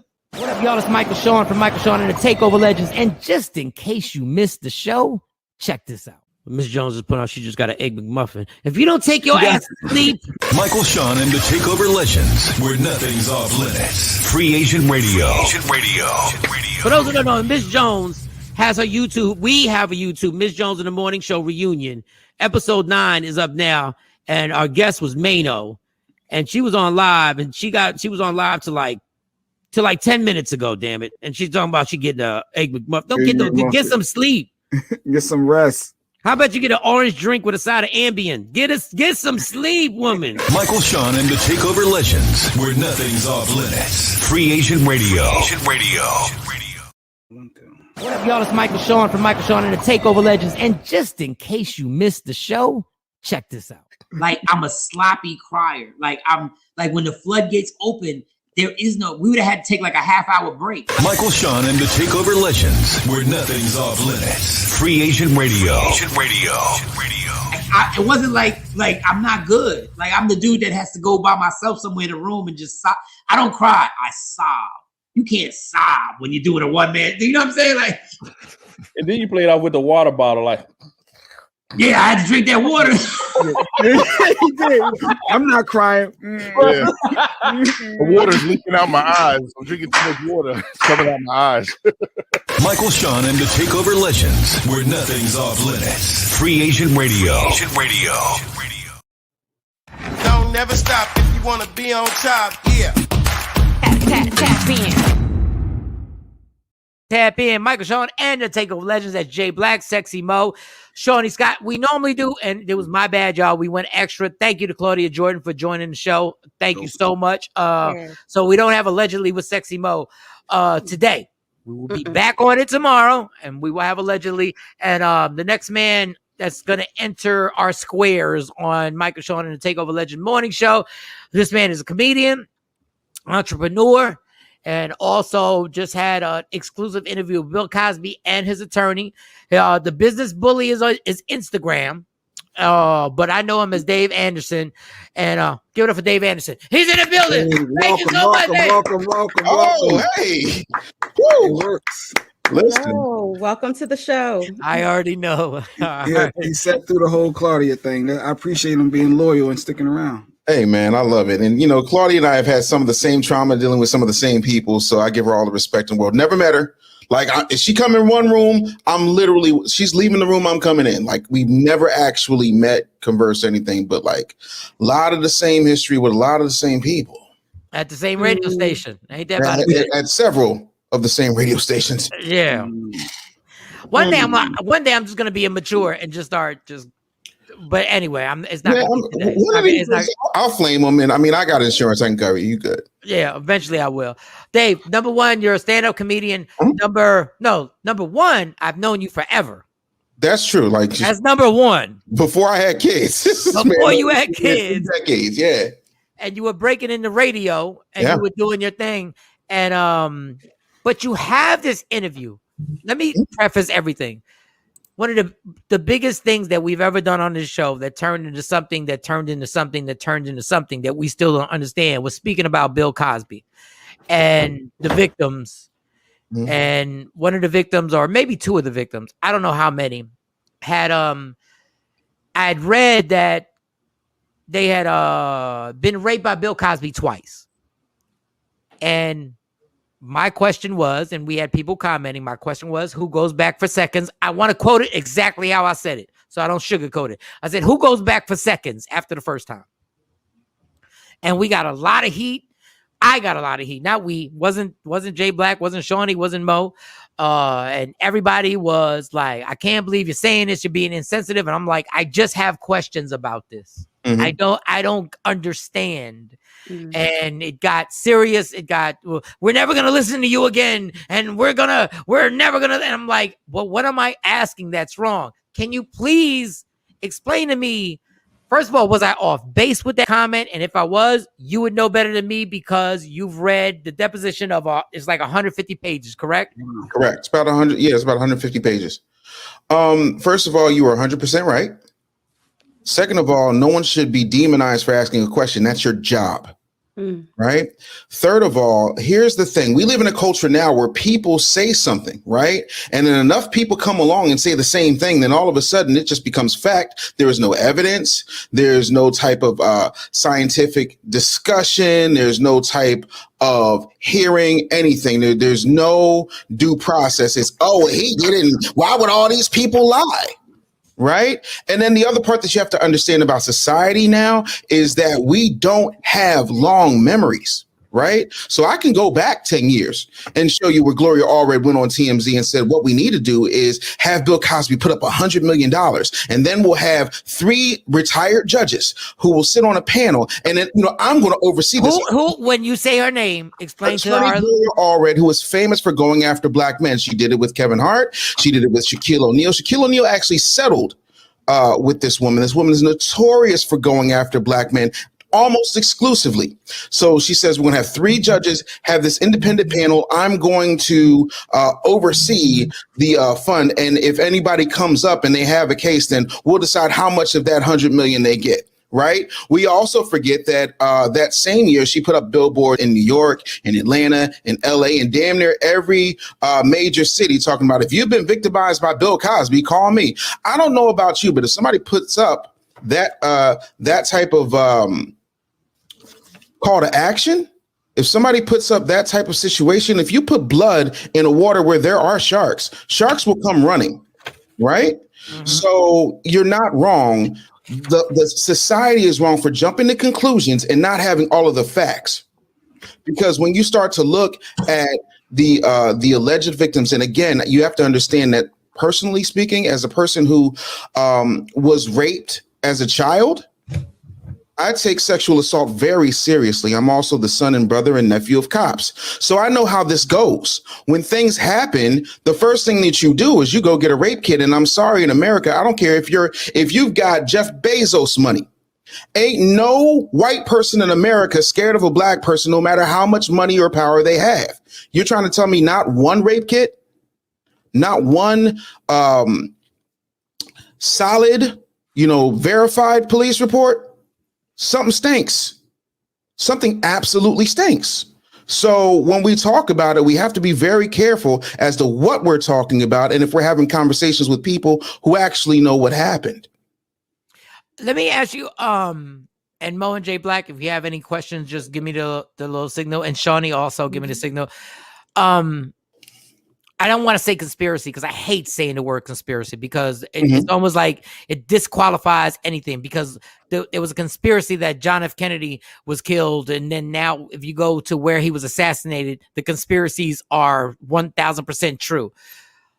Was there a problem when Bill Cosby tried to buy NBC, the network? Yes. Was that something that started the ball rolling to set him up? The ball has been rolling to set him up years before that. There was a Jewish gentleman who went to Bill Cosby's house and disrespected him, and Bill Cosby threw him out. And that man said he was going to make it his mission to make his life easier. And this man became a very big muckety muck. And he was when you say muckety muck, what does that mean? That means that he has a lot of power, like an Andy Cohen or Harvey Weinstein. Okay. They love our talent, but they don't respect our manhood, our strength, our intelligence, our right to be human. And Dr. Cosby wasn't having that. Like, he's from Philly. He's from the same projects that I come from, right? My mother grew up down the street from him. So this man ain't taking that. Like, do not let the bullet box, like, no, you're not going to let nobody, you already know. You know what I'm saying? There's a certain level of disrespect we're not going to tolerate. And he wasn't going to tolerate. So this man made it his mission. I also, had the pleasure of knowing Dick Gregory. And I would have conversations with Dick Gregory about certain things. And if you know Dick Gregory will just all of a sudden just start talking about, hey, I'm from Philly. Huh? What? Huh? You think it's a coincidence? Huh? And so we started having this conversation about the death of Ennis Cosby, right? Bill Cosby's only son. And you also have to understand when we talk about that, Ennis was driving his mother's Mercedes. Ennis had $5,000 in cash approximately and a presidential Rolex on. I'm from the hood and I don't know anybody who's going to do all of that in some apparent robbery and leave a presidential Rolex, $5,000 and that Mercedes untouched. Not in Philly. And so I asked Andrew White, who's Dr. Cosby's spokesperson, if there's any truth to what Dick Gregory told me. And he said, yeah, there's a lot of truth in that. They're not going to out and out say that, yeah, this was the first strike across the bow, the same way that people won't say that, Michael Jordan's father's death kept Michael Jordan in line. But these things, especially, you got to remember, Bill Cosby was worth $500-600 million in the 80s and 90s. Right. Do you have any idea what kind of unprecedented power that is for a black man? And now you want to go out here and you want to start, debunking stereotypes. When Bill Cosby came up with a different world, all of a sudden, growth at HBCUs went to 80%. Growth at PWIs, primarily white institutions, went up to 62%. Yep. Because people were enrolling. It's like, oh, I want to go to college. I didn't know that about college. This is a possibility for me, because they saw different archetypes and they saw something different than yo, baby mama, drug dealer, gangbanger, rap, jump shot. Yeah. So the man was dangerous. He was one of the most dangerous men in America. There's so much, and I want to stay focused on this. Mm-hmm. When you talk to Bill Cosby and you talk to his attorney, now that they're out of jail, now that he's out of jail, he's out of jail. What were the first things that they were saying? Were they saying he's railroaded? Were they saying that he was set up? What are they saying? Because it's kind of like when he left, I know he has a huge lawsuit against Pennsylvania, but are they yelling out, you guys set me up? Is Bill Cosby innocent? Yes. 100% unequivocally. And I've known Jay Black since Jay Black was working at a Pizza Hut. And you know what's funny at Pizza Hut? Yeah, I just went to tell a lie. Have you ever known me to be extra when it comes to the truth? Ever? No, I honestly didn't even realize who you were until somebody said. I said, "Oh, that's Taz." Okay, yeah. So yeah, we've known each other when I worked at Pizza Hut for many years. But when you said he's not guilty, because I know Mike said he was charged with rape. He was never charged with rape, right? He was only never charged with rape. They charged him with second-degree indecent assault, which means that all he did was finger Andrea Constant. But that's not on the table. Then you got people saying, "Well, he gave her Quaaludes." Quaaludes haven't existed since 1983. So unless you've got a DeLorean and you can go back to when I was 7, you're full of shit. On top of that, here's the thing. When I say this man is 100% innocent, he's 100% innocent. Now, for those of us who have lived in the Philadelphia area, we know what Cheltenham Elkins Park looks like. We also know that, of course, the community has a certain vibe, right? Granted, have you ever in your lives, any of you, ever heard of somebody being fined for, and let me finish the whole thing before you answer, somebody being fined for their lawn not being kept, and then the same fine being issued to that same person's wife? One's in jail, the other's in New York. The reason that they put a $1,000 and $1,005 fine on Dr. Cosby and another $1,005 fine on Camille Cosby is because the DA, the state attorney general. Well, no, the DA wanted to keep Dr. Cosby in prison and hold him up. So if you've got fines, they can hold you in there longer. isn't that a miscarriage of justice? And why does the district attorney have time to file papers about your lawn? And then why would you file the same fine twice on the same household? Well, okay. Did Bill Cosby admit? The story out there is that prosecution said we'll never file another, we'll never go at you again, which is crazy to me. And they say, hey, since we're never going to do it again, how about you tell us what you did and admit to everything, which didn't make any sense. Did that happen? Did Bill Cosby ever admit to raping anybody? Never. That's not what happened. And see, it's amazing. Like Claudia Jordan said, you can take something and take a piece and take it out of context, right? So I'm going to ask you a question, Michael Shawn. Have you ever performed on a stage with a few beers? Yeah. Have you ever gone to a comedy club and say, I'm going to kill the stage because I'm going to take something home tonight? Yeah. Okay. Does that make you a rapist? I hope not. Okay, then. So let's go with what Dr. Cosby actually said. He said, well, have you ever purchased Quaaludes? He said, yes. Have you ever purchased Quaaludes with the intent to have sex? He said, yes. Well, why would you do that? Well, because it was the 60s and the 70s and it's sex, drugs, and rock and roll. And that was the drug of the day. Quaaludes were like Molly. But you got no problem with Kodak Black. I don't see y'all having Kodak Black anywhere, being arrested for doing that. 1. 2, you also have to understand that Dr. Cosby is not the first person to use Spanish fly or any of that stuff. Oh, and then they asked him, did you ever do it without anyone's knowledge? No. And this is all documented. It's all in deposition, but Black people don't like to read all that stuff. Generally, forgive me. 150 pages. Now, one thing I was curious about, when you talked to them, when he was locked up, he refused to do the courses that would help ease his time. He said, because I didn't do it. Did you talk about that? Did you ask him, hey, how hard was that for him to stand down and say, I'm not doing it. I don't care what consequences come with it, but I didn't do it, so I'm not doing that. Let me tell you how much of a G Bill Cosby is, right? They offered him all the creature comforts. It was like, we'll put a TV up in here. You can have the soft bed, boom, boom, boom, boom, boom. Like they were going to treat him like, club fed. He was like, nah, not only that, 3 or 4 weeks before he knew he had to go in, he started training. So it was like, yeah, I'm not going to have that. Nope, I'm not eating none of that. Like he started working out as best as you can with a man who's damn near 100% blind. He trained his body. He didn't have any specific, creature comforts, didn't want any, denied them all. On top of that, while he was in there for 2 years and 10 months, he created a program to help inmates get themselves together. He was so loved. The officer who processed him in had tears in his eyes when he processed him out. The entire, every inmate, no exaggeration, was like, Bill, you free. Go ahead, Uncle Bill, you out of here. This, that, and the third. Like everybody, round of applause, the whole 9, because they knew it was a job. Now, here's the thing. Jay Black and I, we're from the same neighborhood. If somebody's out here raping people and they go in, what happens to them?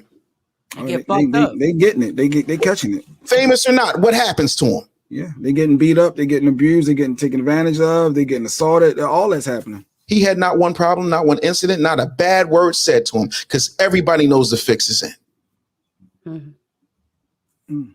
And take your time. I got all day. Yeah, and we got a few more minutes, but it's amazing because I'm not saying I know everything about this because I obviously don't. But it's like when the media puts something out, we will literally turn our backs on people that we supported simply because, and we forget that there's a media that is controlled not by anybody of our skin color at all. And it's crazy how now you see all this evidence, and I'm just waiting for a director to just put a Netflix. I'm waiting for somebody to document this so that the masses can see this, because in normal homes right now, Bill Cosby's a rapist. Yeah. And he was never charged with rape. That's what's weird to me. Oh my God. Yeah. And that's what his legacy has been put as. And I'm saying this based on, I didn't agree with everything Bill Cosby said before this. I didn't agree with a lot of things Bill Cosby said, but now to literally tarnish his legacy like this, and then we all went along with it because they told you so. Woody Allen, famed director, was married. They adopted a child. He married the child after years of raping her. Right. After years of raping her, he married the child. Yeah. He never went to jail. They're still married today. Let me repeat this. Him and his wife adopted a daughter. He raised her, raped her, and actually literally married her, and they're still together. And everything is all good. Yep. Woody Allen, who actors to this day would if he was still making movies, would say, "I'll be in your movie." Immediately. Let's not forget the king, Elvis Presley. Oh yeah, because Priscilla was 13. Priscilla was 13 when they met. Priscilla Presley was on Barbara Walters. You can YouTube this, and said, I would stay with him all night and we would hold each other. And what he would do in the morning time, because I had to go to school, he would give me drugs so I can get up to go to school. This is high school. Yep. And it annoys me to no end. But Dave, with Bill getting, being vindicated and freed, and is he vindicated? Is he vindicated? That's what I'm saying. Is he vindicated? Nobody. The public opinion. Public opinion is saying he's guilty. BET ain't coming out and be like, "Yo, Bill Cosby was done dirty," and this, and that. No. BET ain't owned by us. Right. No, I get it. I told Rob Johnson once he sold. That was for the audience's benefit. Okay, so TV1. But did you agree with Bill potentially going on a tour? Is that throwing it in people's faces, or is it too soon? Like, what were your thoughts on that? I don't think it's throwing it in people's faces. Not to mention, the bookings are coming in left and right. Do not let this media fool you talking about, oh, nobody wants to touch Bill Cosby, this, that, and the third. They're trying to make sure that man never lives. Same thing they're doing with OJ, right? And whether you believe OJ or not, that's a whole nother hour show. But it's Dr. Cosby. Yeah, because I was looking at you like, what the fuck? Don't bring up OJ, not now. No. What I'm talking about how they're trying to make sure that man never, outside of the situation. Like he went to jail for taking his own stuff. That's what I'm talking about. Not now that you're absolutely that was a railroad right. job. Yeah, how you steal your own stuff and go to prison for it? That was called we ain't get you the first time and we'll get you by any means necessary second time. You're right about that, but go ahead. We need to have that talk later. Go ahead. Right. Yep. So I'm just going to ask this, right? Mike Tyson, right? Got him for rape. Tupac didn't even touch the woman and went to jail for rape. You trying to tell me that you can't give Bill Cosby? Oh, and by the way, is there anybody here who does not know who Richard Nixon is? Yes.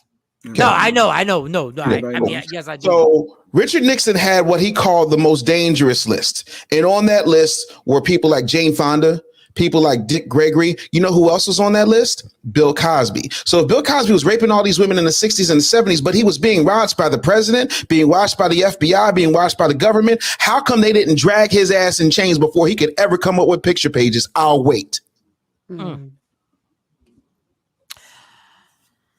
Look, we're gonna have to have you back because I know we got you on here late. I feel like a show with him and Dr. Aaron Smith, and I feel like a show right there. I think we need to have a Friday show, and we need to have this situation go down. So David Anderson. Wait! I didn't get to ask my question. Where can we see the interview?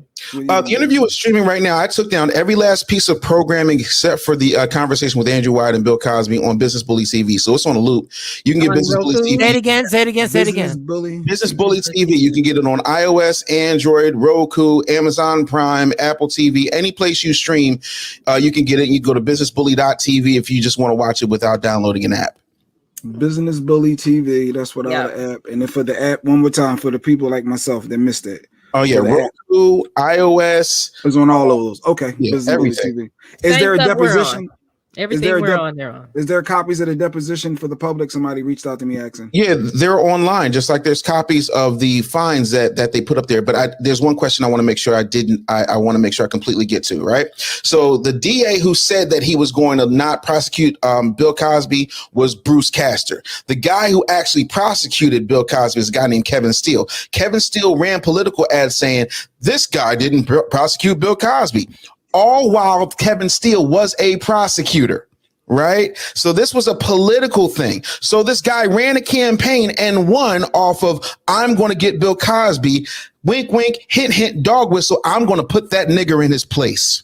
Mm-hmm. Which was illegal after the deal that had been made. It was illegal after the deal was put in place. And he said, none of my successors can prosecute you. Right. But of course, since when have white people not moved the goalposts when getting what they want, especially when it comes to railroading black people? All right, Dave. Well, all right. All right. I think I may see you later on this afternoon. We might be talking about sports. We have to get you back on the show, Business Bully. Yeah, I want to see this interview. I want to see, did Bill come off cocky? Was he just happy to be out? Like, no, like you have to remember, this is an 84-year-old man. So I asked a lot of the questions to Andrew, and then he wound up calling Dr. Cosby, and I still had tape rolling. And so he started to talk to me about civil rights, how people are trying to present Dr. Cosby with checks for the work he's doing in order to preserve and celebrate things like the anniversary of Selma. And it was like, yeah, you can do that, but we don't want you to put up pictures of people having hoses on them and things of that nature. Right. Like Dr. Cosby is focused on the mission. He already knows what's going to happen legally because of the money that he lost and all that other stuff. That stuff's already in the works. He's focusing on our people. Right. And then when you look at what he said in retrospect, and I'll shut up on this. When you look at what he said in retrospect, y'all need to stop sitting up here having a bunch of babies. Y'all need to start pulling your pants up and stop telling them to tell you what to do. That music is influencing you the wrong way. You don't know what you're doing. You're not in control of your own stuff. You need to go out here and do for yourself. All of those things now, some 15, 20 years later, don't really sound that bad. Now the actual facts. Yeah, because he actually told you things that you didn't want to do because God forbid you have accountability because I'm strong. I do whatever the hell I want. And now you have nothing. And that's the problem. The other thing is we got to stop this cancel culture shit. And I'm so happy that I have enough money that I don't ever have to worry about anybody canceling shit because I'll just buy shit. Nice. And that's Dave, the problem. And the funny thing, Dave, Dolores C. Tucker. I had this with Dr. Aaron Smith. Mm-hmm. We sat there and it was our fault. We sat there. We were mad at her for going to Congress and trying to get rappers to stop calling women bitches and hoes. Mm-hmm.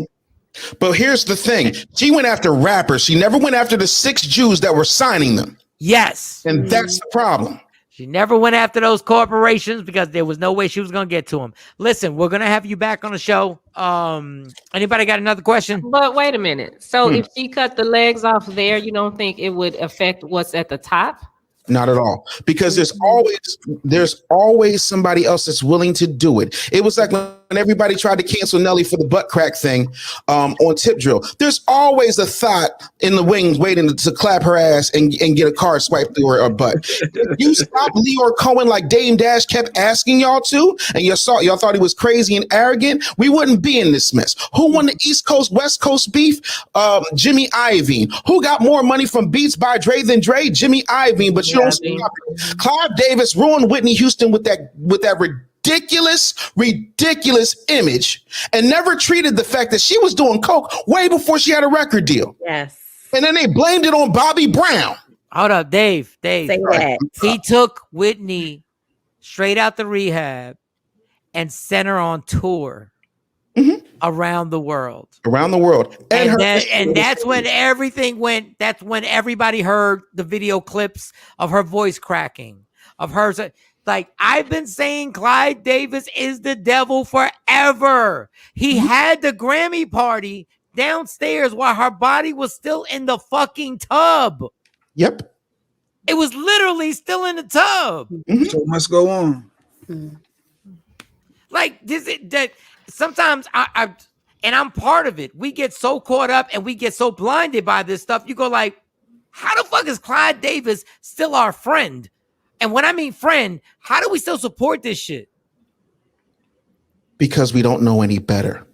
And we love white adjacency more than we love black independence. No, but my thing is like, I get it. We don't know any better. And I got a joke where I go like, there's a time limit.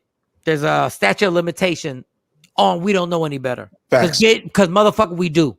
We just choose the easier way now. We know what we're listening to in hip hop is wrong. We know better. We know.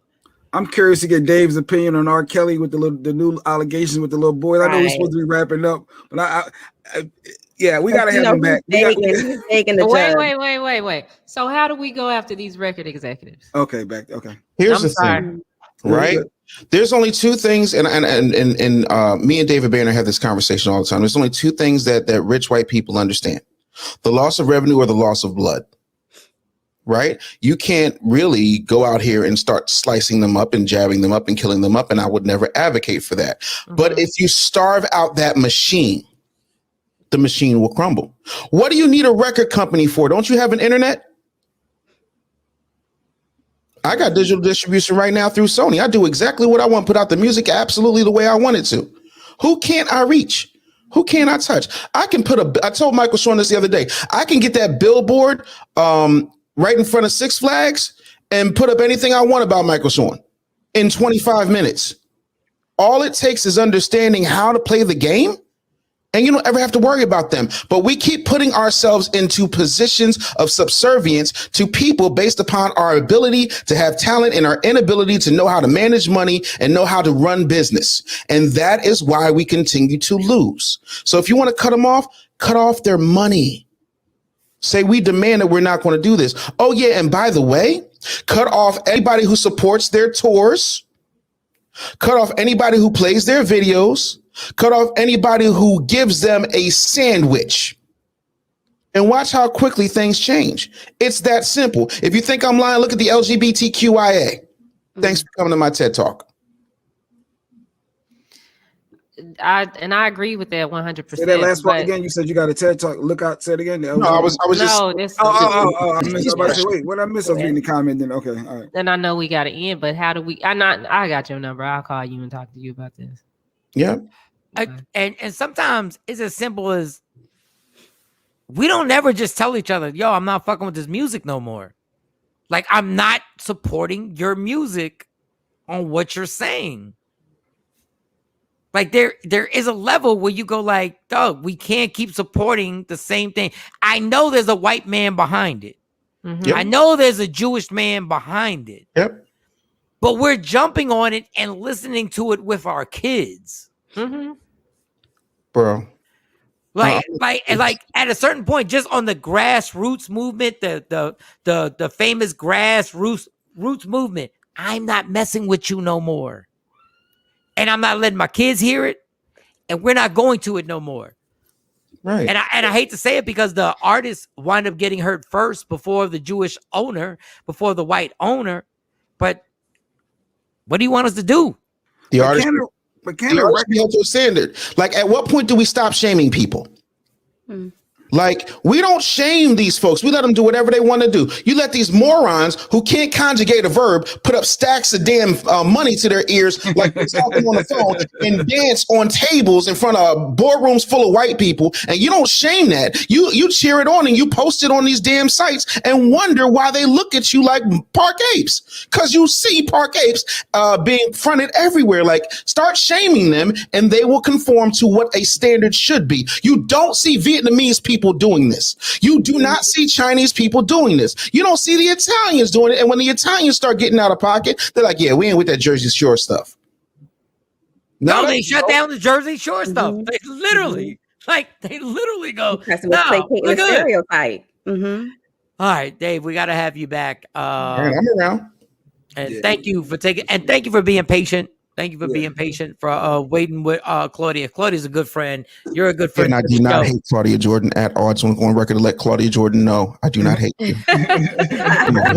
No, Dave, on the low, I think you used the B word 5 times. I think it was 5 B words you texted me. I don't know. Well, baby, I'm not gonna put my cell phone on the screen, but I think Dave Anderson, the business bully, good friend of the show. We will have him back. We'll probably have him back next week, and he'll be in Dallas, Texas next month. He's gonna come out here. I'm gonna have to come back out there with Skeet Carter. He's gonna be out here. So make sure we gotta wrap this up. Definitely show. Thank you, Maria. Man, the show's a lot of going love. by. You got a lot of people saying they want back. Somebody asked, were you married? Yes, he's married. Oh, yes, he's married. Okay. Cool. And he go hard in the paint for his wife because I done watched him go off married? live. They asked if he was. They if came he was for his married. wife. Oh, Dave. Why do fine ones want to come after me now that I'm married and got money? No, that's what it is. When you secure and your finances are straight, and now you got somebody now. All the same chicks we couldn't bang out on Thursdays at the happy hour. All the Thursday nights we was trying to bang people out. Now all of a sudden like, yeah, but you so adorable. No, you should have been there on Thursday because ladies were in free. I don't understand why you did. All right, we're gonna wrap this up. Love me for who I am, not who you want me to be, because I can never be that. Understand there's only one thing in life that's guaranteed. It will end. So enjoy every minute, every second, and never let somebody steal your happiness. It belongs to you. Fight for it. For Claudia Jordan, David Anderson, Jay Black, Sexy Mo, and my girl, Shawnee Scott. We thank you for listening. We'll be back on here tomorrow morning. Yeah. Michael, Shawn, and the Takeover Legends, where nothing's off limits. Free Agent Radio.